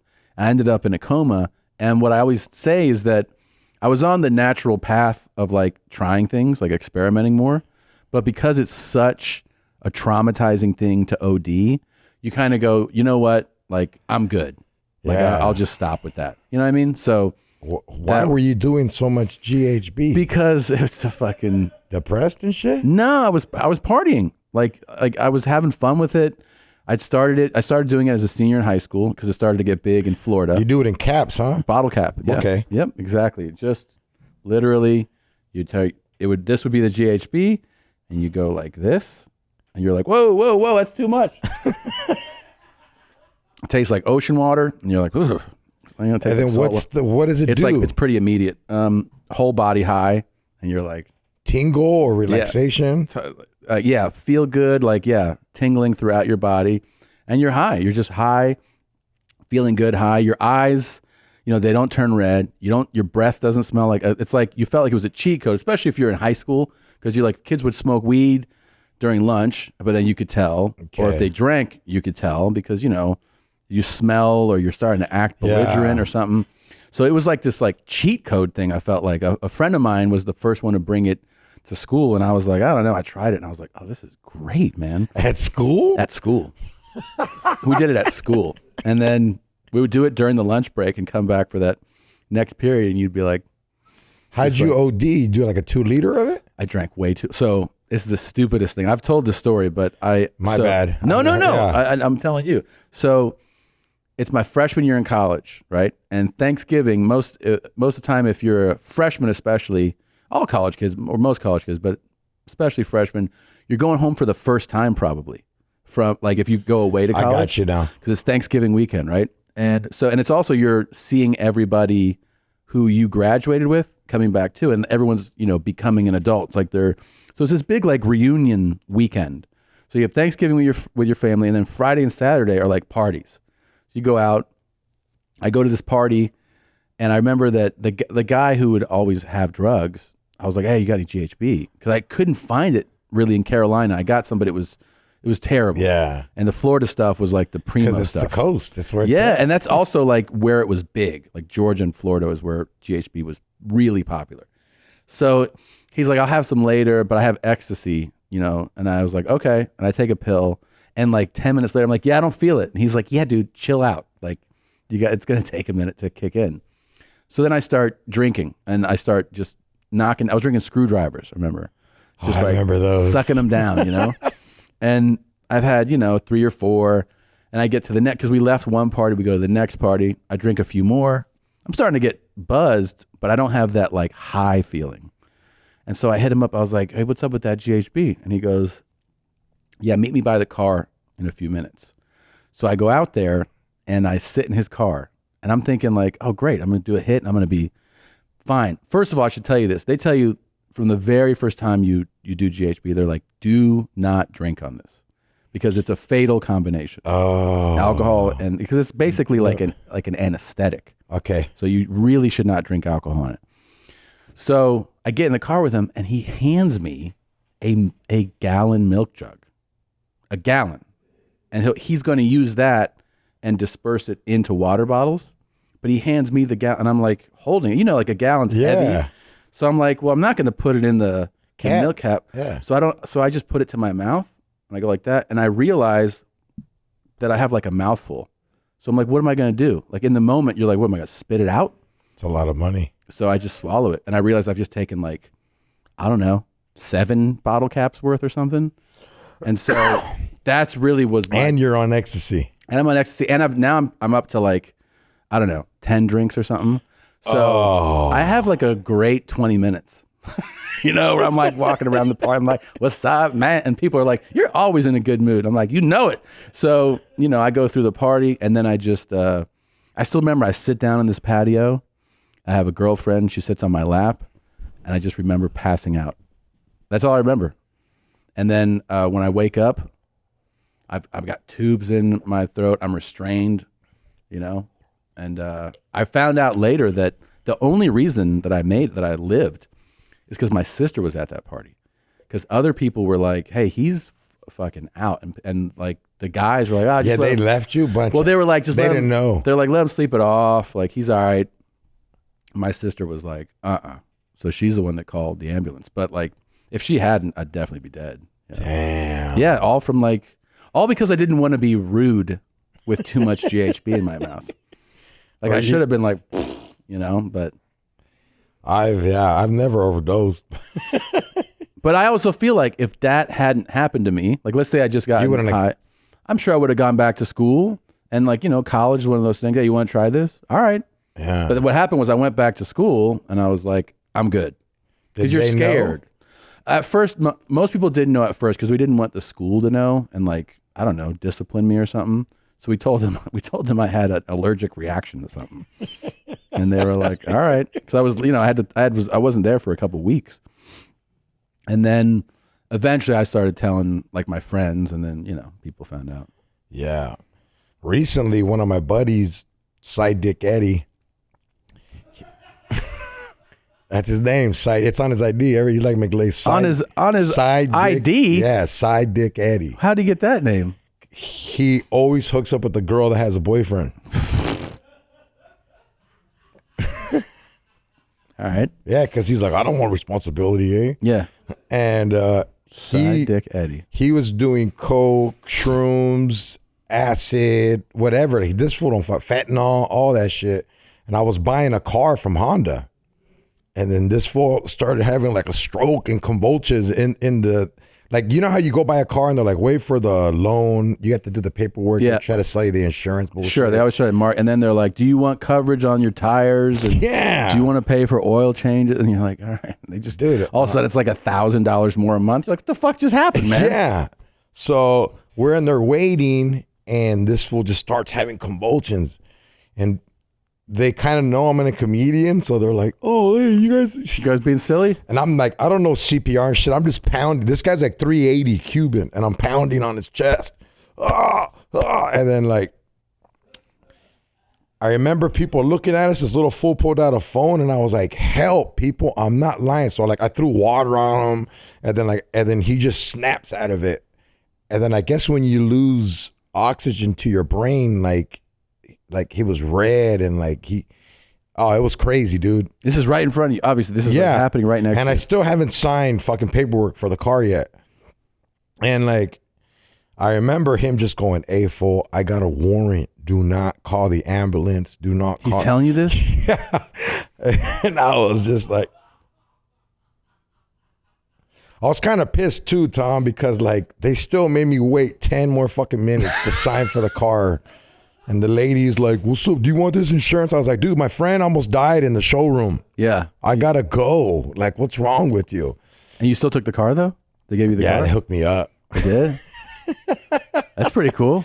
I needed a car. Yeah. Because my kids, I gave them my other cars. And I was like, I need a car, dude. I need a car that I won't get pulled over in. Yeah. Like, that's when I buy a car, I'm like, I bet when a cop sees you, they're immediately like, all right, put your fucking, like, all their red flags go off, right? They see tats. They're like, oh, this dude. Bald, fucking bumping. Yeah. But I'm American. I should have the fucking freedom to do whatever the fuck I want. God bless America, man. I'm not drinking beer in my car. Yeah, I'm doing coke sometimes. Yeah, but that's fine. It's a long drive. Yeah. How are you supposed to make it on that drive? You know, but cocaine has saved me from never getting a DUI. Really? Yeah, because you're all buzzed, you do a bump. Yeah. Boom. Have you been pulled over on coke? Yeah, it's the scariest shit ever. And do they ever suspect? Well, they can feel your heart just. But you're like, I'm nervous. And I'm like, I don't have teeth on this side, and I'm just all right. You try to feel your gums because it feels so good. And I don't know, but then, you know, I'm a pro. I just like, straight up. It goes, "Hey, man, what's wrong? How come like you're biting yourself?" I'm like, "You know what, man? I was at a party. Junior high friends were there, and they were like, let's do a bump like old times." I wasn't drinking. I did a bump, and he's like, "See you later." Really? Yeah. Dude, now my friends told me they got caught with sacks, and the cops were like, "All right, see you later. As long as you're not a dealer, as long as it's not fentanyl." Yeah. They don't give a fuck. I did know a cop who told me one time, he goes, he said that what irritated him the most on like a pullover, like a simple traffic stop, is being lied to. Yeah. And he was like, he goes like, if I go, "You got weed?" And you're like, "Yeah." I'll be like, "All right." He goes, "But if you say no and I find weed, then I get pissed." That's happened to me before. They found a gun in my car once. That's different than weed, but go ahead. Well, in the early 90s in California, a gun possession was a misdemeanor. Mm-hmm. So I really didn't care. And when in that generation, everybody was like, I've been shot at a lot in the 90s. Really? Yeah, it was active. So I carried a gun. I was like, fuck it. And what'd you carry? I had a 44, 357, fuck, dude. 380, and 9mm. That's and then major hardware, dude. 357 is not like my nickname, Shotgun. Okay. So I used to have a sawed off sometimes, and I put it in my little trench coat. And dude, it was active. And you know, there's no real like, I didn't know where my future was going and shit like that. Like now, I'm like, nah, dog, we're doing shit. And I remember it was a gun. There was 2 guns in the car. He only found one. And I was scared because it was a stolen gun. So he had to shave the serial numbers off. Oh, Jesus Christ. But he found the one that was like, you know, I was a stupid kid, man. I stole a gun from my uncle because I knew it was registered and like I wouldn't get in trouble. Yeah. And that's the one they found. And like the cop was just like, I thought you said there was no guns in the car. I was like, you know what, man? I lied. Sorry, man. Like I didn't want to get caught. And he was just like, I got to take you in, homie. And then I had to pay my uncle like $400. So when you got taken in for gun possession? Yeah. Well, see, they take you in on a gun possession, and then like, since I'm a gang member, they try to throw all this street terrorism, gang enhancement bullshit on you. Yeah.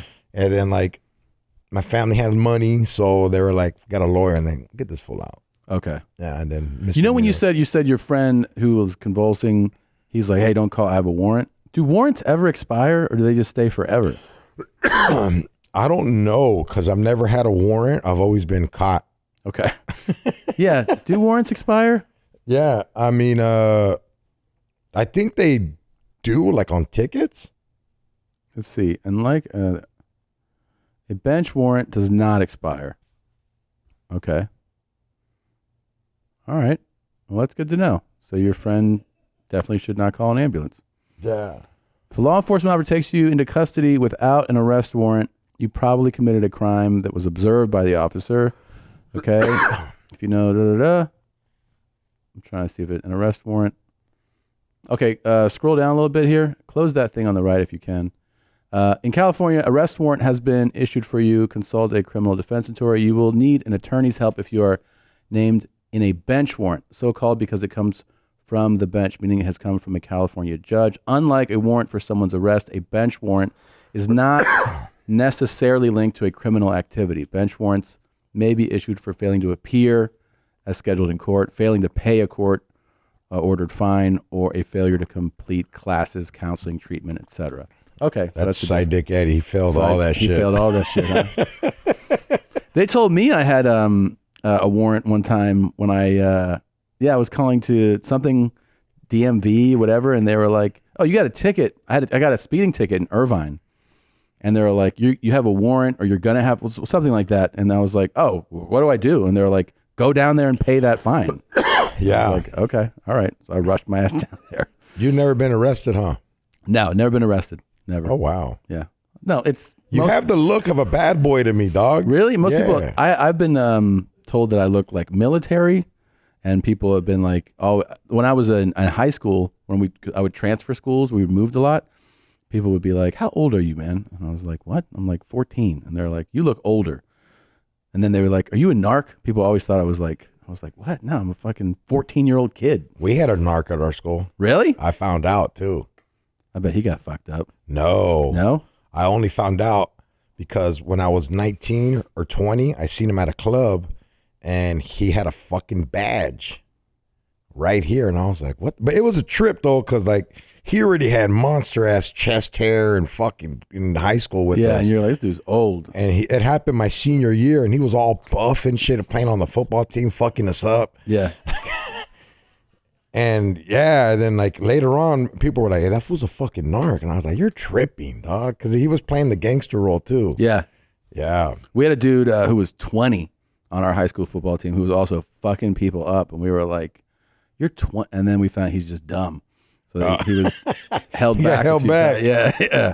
But he was like a grown ass man, just, fucking up 16-year-old, 20 can fuck up a 16-year-old kid, man.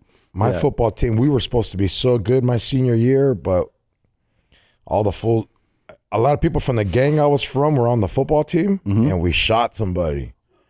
And like 4 of us got taken in. They fucked the whole team up. Yeah, that doesn't happen at every high school, man. Like, what happened to your team? Well, they got arrested for shooting someone. We did play. I brought this up to somebody who knew the school. So we played a reform school every year. So there was a high school in Orlando that to go to that school, you had to have been kicked out of other schools. So a continuation school. I guess. Yeah. And we get there, first time we got off the bus and we saw these dudes and we were like, oh shit. because these look like grown ass men. Like dudes had beards and shit, you know, and we were like, what?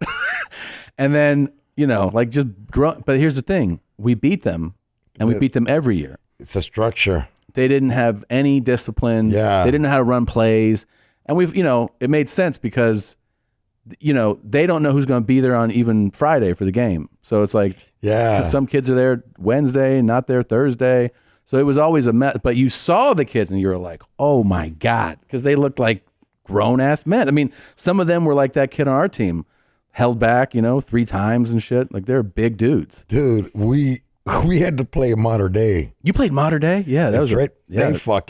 They used to beat the shit out of us. Yeah.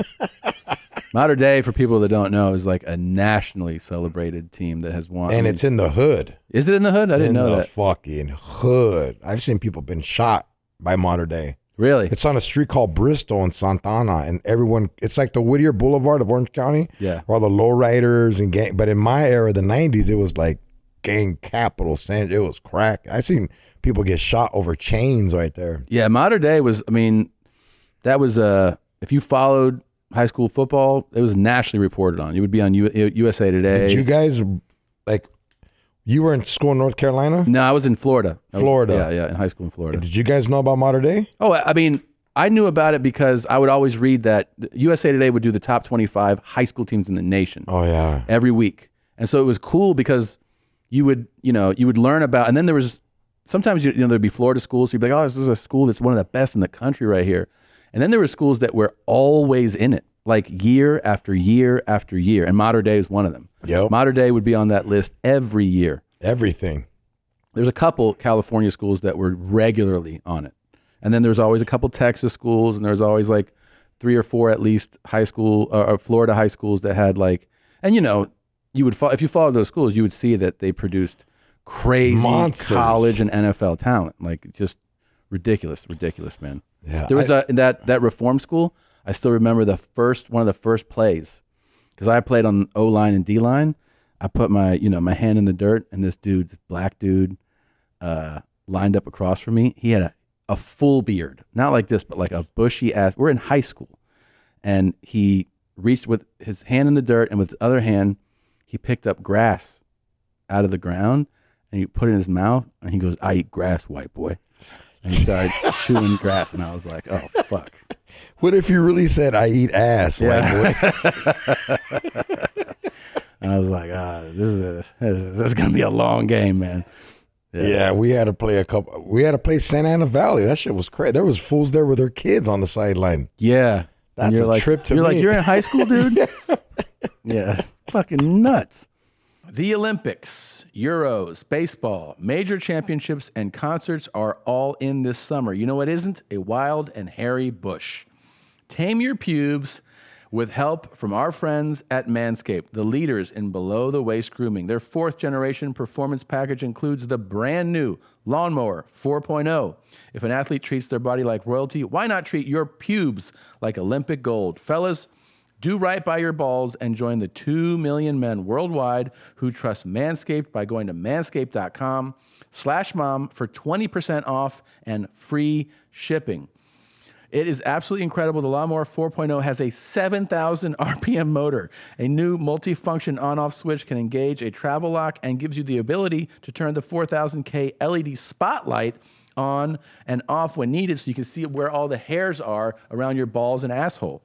Get 20% off plus free shipping by going to manscaped.com/mom. That's 20% off plus free shipping by going to manscaped.com/mom. Achieve pubic glory this summer with Manscaped. This is crazy too. We don't get this in LA. That's what I miss about New York. You have got to get taking this too easy, and that's just how it is. She playing the drums with her tits? Yep. So tell me what's wrong with me, baby. I tell you what's wrong with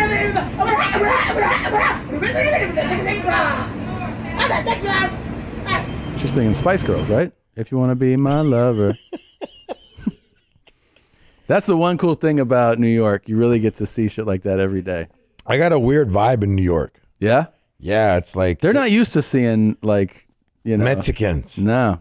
Tall ones. They were like, they thought I was Indian. I was all pissed. What the fuck? All pissed. Fucking Persian, homie. For real, this guy walked by. He's like, Abu Hara. And I was just like, Abu Hara? What the fuck? You're like, hey, dog. Yeah, and that's I said it. I go, hey, homie, check this out. Don't talk to me like that. I'm from Cali, dog. Like, I don't. Yeah. When were you there? I'd love to see a video of you meeting people who are like, what? Oh, it was a trip. I was there like right before COVID, like 6 months before COVID. It was a trip. First time? Was that your first time? Yeah. It's a wild city though, right? Like I remember the first time you go to Manhattan and you're just like, holy, like the buildings and like the way that city is like, it's so different than like an LA city, man. I fucked up. Really? Yeah, I tried to buy Coke and they gave me wrong shit. So we went looking for these fools and I was like, you know what, man? I got a career, man. Like this fool burned me for $80. Fuck it, eh? Like, but then like, yeah, it's grimy. No hate to New York. No hate. Yeah. It was just weird. Yeah. Because usually there's always Mexicans everywhere I'm at. Yeah. And then it was like, wow. I remember one guy I worked with here who he had run the streets for a while and now he was working as a post-production supervisor. Oh, okay. He had a good thing like going. a soup plantation. No. So he had a good career going and he was like, but he's super Cali, super SoCal. Like, you know, he'd been in trouble and stuff. Yeah. He's like, I don't know about this New York shit, man. I'm like, dude, New York's one of the greatest cities in the world. You got to go to New York. You're going to love it. He got back and he was like, yeah, that shit sucked, man. And I was like, what? Like, where did you go? He was like, I stayed in Spanish Harlem. And I was like, and where did you go? He's like, just there. I was like, yeah, you didn't fucking experience New York City, man. He was like, yeah, I did. And I was like, no, you stayed in one fucking neighborhood that like, why would you pick that neighbor? He's like, I knew some chick there. I was like, all right, man, next time, let me help you with travel. Because it was like the totally wrong way to experience something, you know? Now, we did everything. We hit Brooklyn and all that, but I was burnt out. It was like... It's a lot to take on. It's a lot. For 3 days, it was a lot. Yeah. I feel like, I mean, New York's the kind of place where, you know, there's so much to do and so much to see that you either got to pick, you know, one area to explore or you got to spend time there. And like, you know, it's best to obviously either go with or meet up with somebody who's from there or lives there and let them show you around. But it offers so much. That city offers so much. Yeah, it's America, baby. Yeah, it's America, baby. We have this segment we do called Horrible or Hilarious. Should I just show you a clip? Okay. And you tell me whether this is terrible or funny. Okay?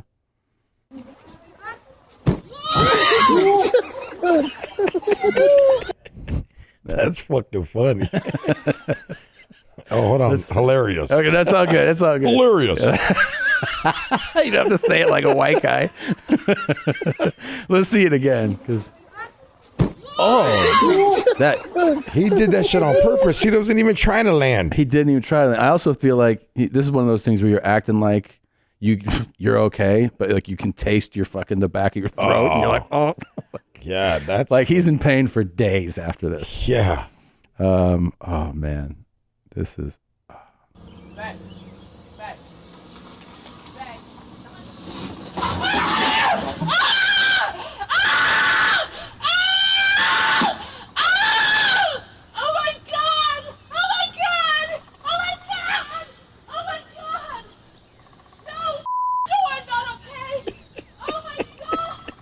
How is that not on purpose? What the is wrong with you? Unless there's a driveway right there. She's like, what the fuck is wrong with you? She's right. That would have been a bomb-ass porno if he got out though and boned her. Because he already came from the back and then she's out. Yeah. What? How, like... Back.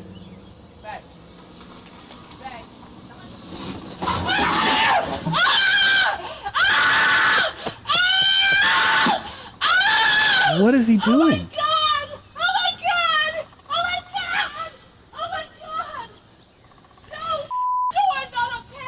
Have you seen that clip going around?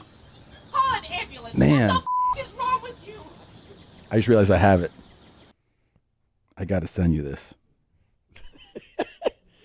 That was still funny, but it was terrible. It was, right? Yeah. It's an older lady. You can't hit her with your car on the lawn, dog. By the planter. Yeah, that was okay. I'm I'm sending this to Unidov. Cool. You're emailing this? No, I texted it to you. Cool. Cool. So this has been like super viral, and it's perfect for this. So maybe you can pull it up on that one in a moment. Yeah, just give me a second. Yeah. God damn, that was both horrible and hilarious. Yeah, that's kind of messed up because he hit her. Yeah, and also where is he? Like, it's like he tried to hit her. It looks like it. How else do you accidentally do that? He drove up on a side, like on the grass, right to the spot that she's standing in. But see, the thing is, I used to do construction. That might be like you know how like in the corner of the cul-de-sac, a handicap ramp for you to come up. I don't know. Oh, right, because you can't really see. Because he would have fucked it up if he went over the curb. You would have heard a bump or something. Yeah. She goes, I'm not trying to be the lawyer, huh? Yeah, you're the defense attorney Check now. this out, Your Honor. Okay, hold on. Start it over here. Start it over. Can you see that screen over there? Yeah. Okay. Give us volume if you can. Or no, I don't know. Check out that guy. Can you make it full screen? No? He's doing his little video. Walking. Oh, shit.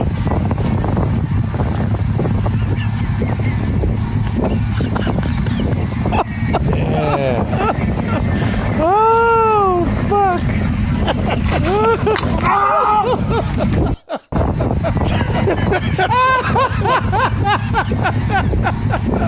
Oh, fuck me. Which one did you find funnier? This is the funniest one. That shit is, even Jordan was screaming on the show. Oh my God, dude. That dude is so fucked. It's funny because he did it to himself. Exactly. That's the funniest part is that he's also like, he's like, check this shit out, man. Like walking next to his ride, spitting his, yeah, that leg is toast. Okay. You hear the snap? I think it snapped down the middle of it. It's a big snap. It's a big snap. Whew. Damn, that's some fucked up shit right there. Very funny stuff today. Dog, that's fuck. Do you like watching people break their leg ever since that shit happened to you? Do you get off on it like, yeah, feel my pain? Wait, he hasn't seen the house jump. What's that? Is that last week's? What episode's that under? Let me pull that up. Because I can put it on. If you tell me the episode, let's see. I think I got it. Hold on. Is this? No, that's not it. That's one of my favorite things I've ever seen. Here, I'll just play it on this screen. Okay, I have it ready to go. Check this out. This was give it with the audio though. Okay. That screen over there. Okay. Look at this guy. He just. Oh shit! Dude. Dog. But also, what's he thinking? Being like, I'll just jump from the roof.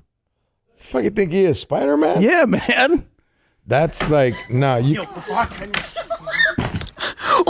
With rubber construction boots on, like no tennies, nothing. Nothing. Hey, he touched his toes faster than I've seen anybody. All he need to do is spread his cheeks and cough.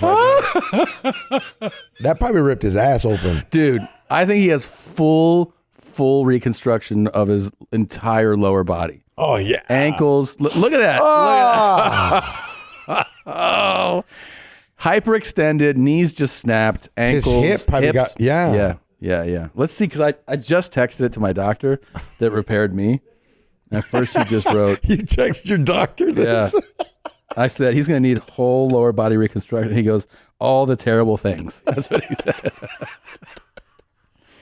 That's insane. I wanted to show you this video I had. It was crazy. That's done. Oh. Where do you come up with these? You just like see them or people send them to you? They send them mostly to the email of the show. A lot of people send them. I got to send you some videos then. Yeah. Yeah, definitely. Send us. And the crazier, the better. Oh, yeah. You don't even know. I bet I don't with you. I bet there's some real wild shit. I'll be like, I thought I seen some crazy shit. And then George sent me some stuff. Fuck, man. I've been fucking with Garth Brooks for a while. I seen that. And why is he hating on you? So if you go to his Instagram page and you look at the comments, all the comments are just inside jokes from this podcast. All of them. Like, it makes no sense to anybody that doesn't listen to this show. Like, I don't know if you can make that bigger. I can't really see it there, but you know, like, oh, I got to write one, but you know, it says like free Segura, and it says like, I got a DUI baby, and it's normal size. Like, you know, all these things that are from our show that to anybody else literally just makes no sense. I mean, like, it's normal size is, well, it's normal size. It's just a clip from this show, you know? Or like, I got a DUI baby. I got a DUI baby. It's just clips from here, and people write it on his page. And he's mad because you're causing traffic and whoever, yeah, I mean, like, it's literally thousands of comments. So I tried to write something on his page, and then it wasn't visible. So I realized that he didn't block me, but he had restricted my account. So then I started talking about that. Shit. And so people started writing about it more. And then people started making photoshops of me as Garth Brooks. So they started, like, they put me on. I honestly thought it was him. I ain't gonna lie. Like, I remember you posted that he killed somebody or something. And I was like, what the fuck? And you know, like, yeah, that was just more crazy. Cholos never look shit up. I was like, hey, homie, fucking Garth Brooks killed somebody, dog. And they're like, what the fuck? Yeah. And they're just stupid ass. That's Tom Segura. Yeah. There's all these different ones here that, like, let's see. This guy, one was made by, from Allie, it looks like. One from Casey. This one here is from the Cool Guy Club. Mr. Clavicles always makes good ones for you, dog. He does good ones, yeah. That's where I seen it, Mr. Clavicles. He makes good ones, yeah. He's with the business. Yeah, yeah, he brings it for sure. Yeah. Yeah, who made this one? This is from Technocrat, made Tom Segura. These are all me photoshopped. That's fucking funny. Todd Segura. Yeah. But anyways, we always have fun with Garth because, you know, he deserves it.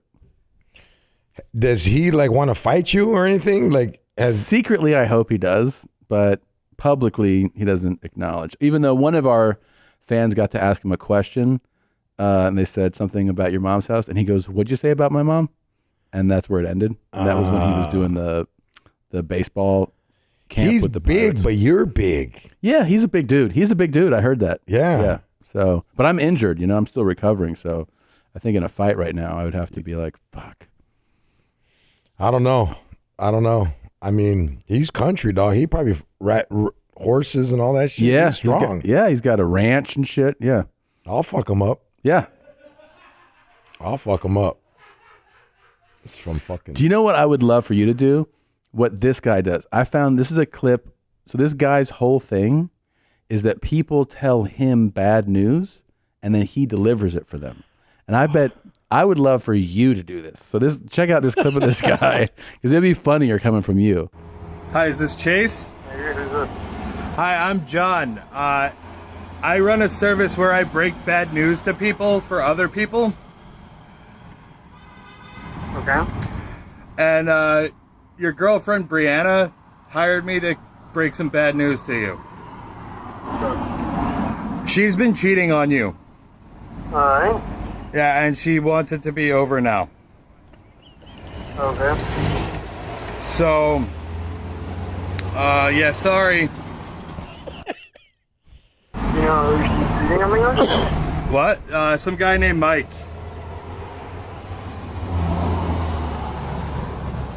All right, well, really sorry to be the one to break this bad news to you, bud. Any more information? No? I'm just here to break the bad news. Okay. You have a good one, man. Dick. Yeah, he's such a dick.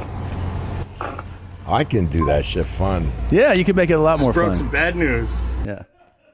That's what you need to break a sweat, fat ass.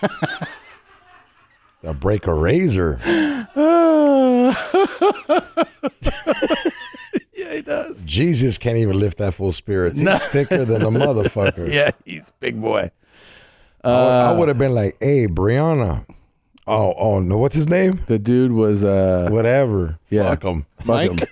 Mike? I don't know. I would have been like, yo, homie, check it out. So your lady doesn't have the balls to fucking tell you shit. So they paid me, and she's boning fools right now, dog. He'd be like, I'm sorry, what was that?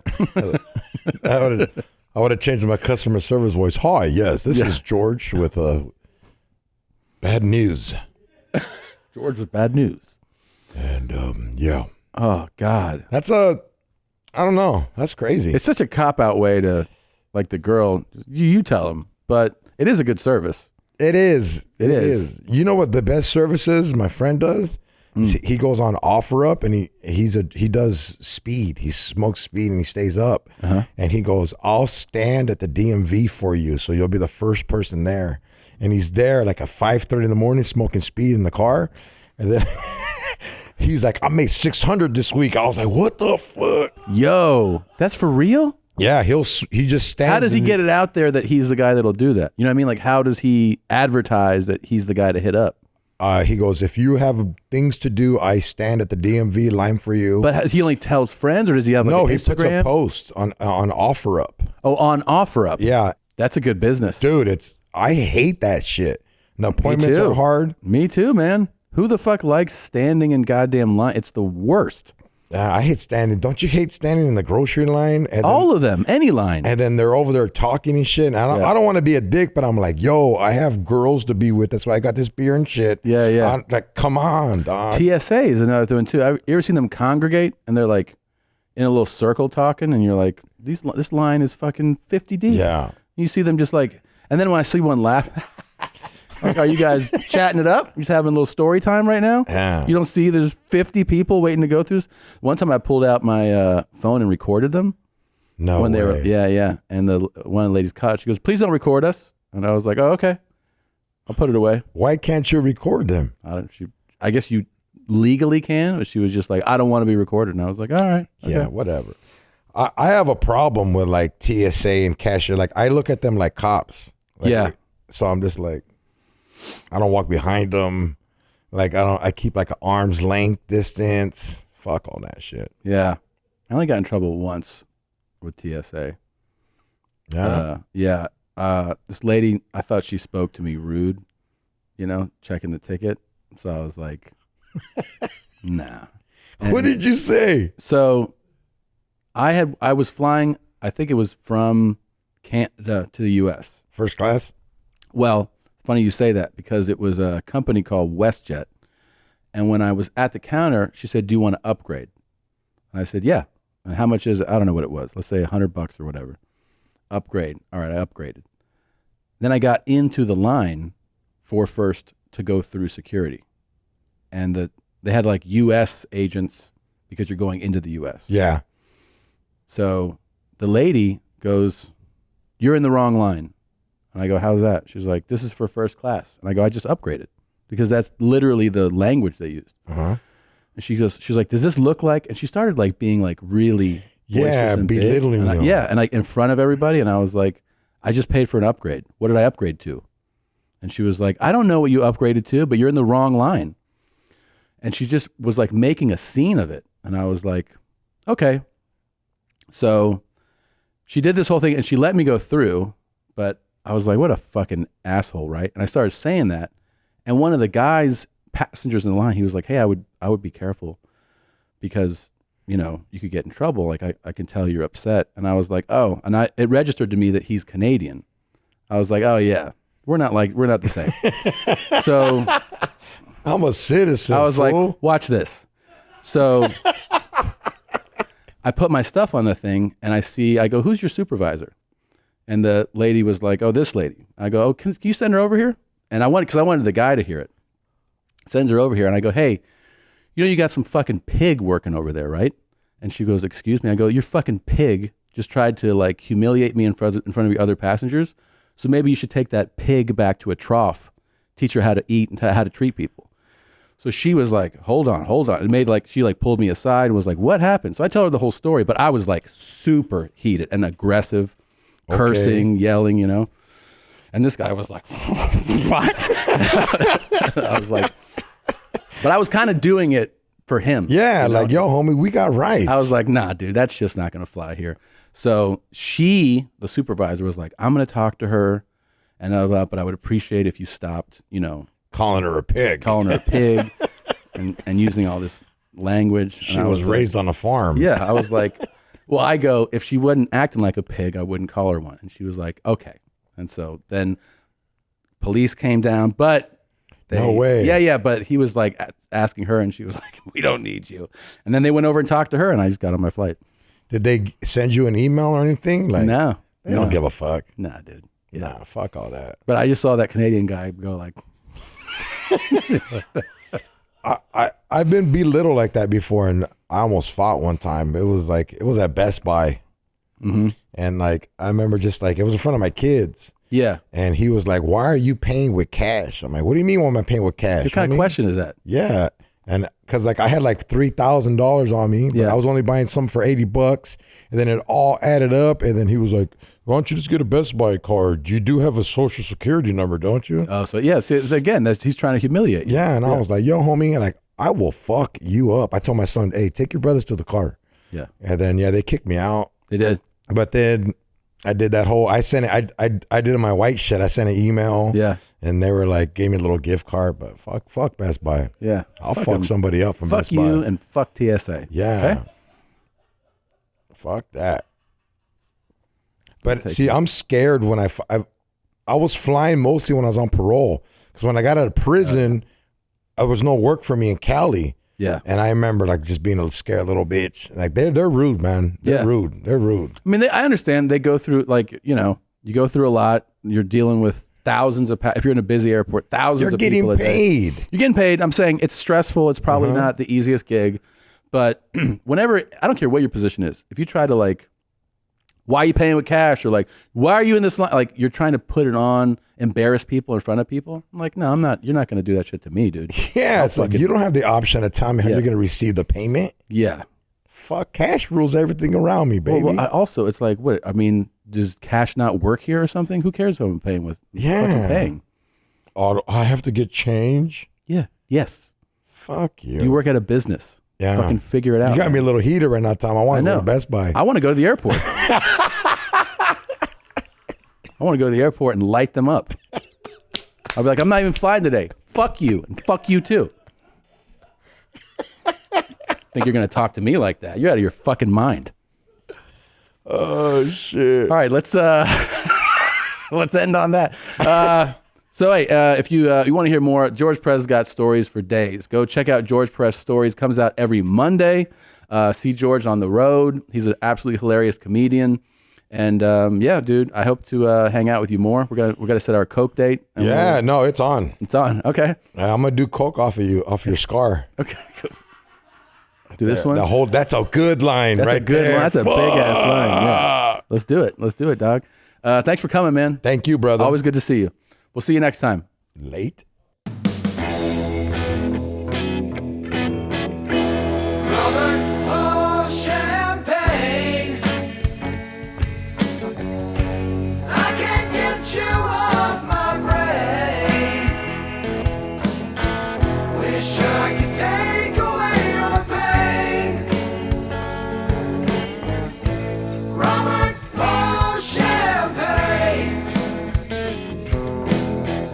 I want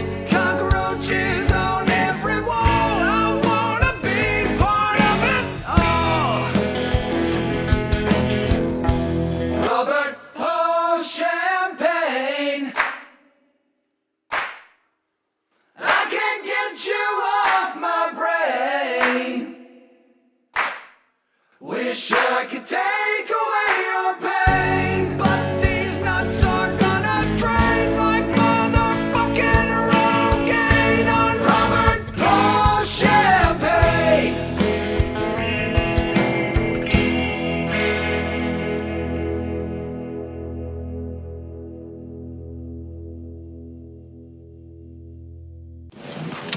Hi, Mommy. Thanks, Jeans. Thank you for watching this episode of Your Mom's House. And if you had a great time, watch more videos here, here, here. And don't forget to subscribe here, here, here so that you will know when a Your Mom's House video comes out immediately.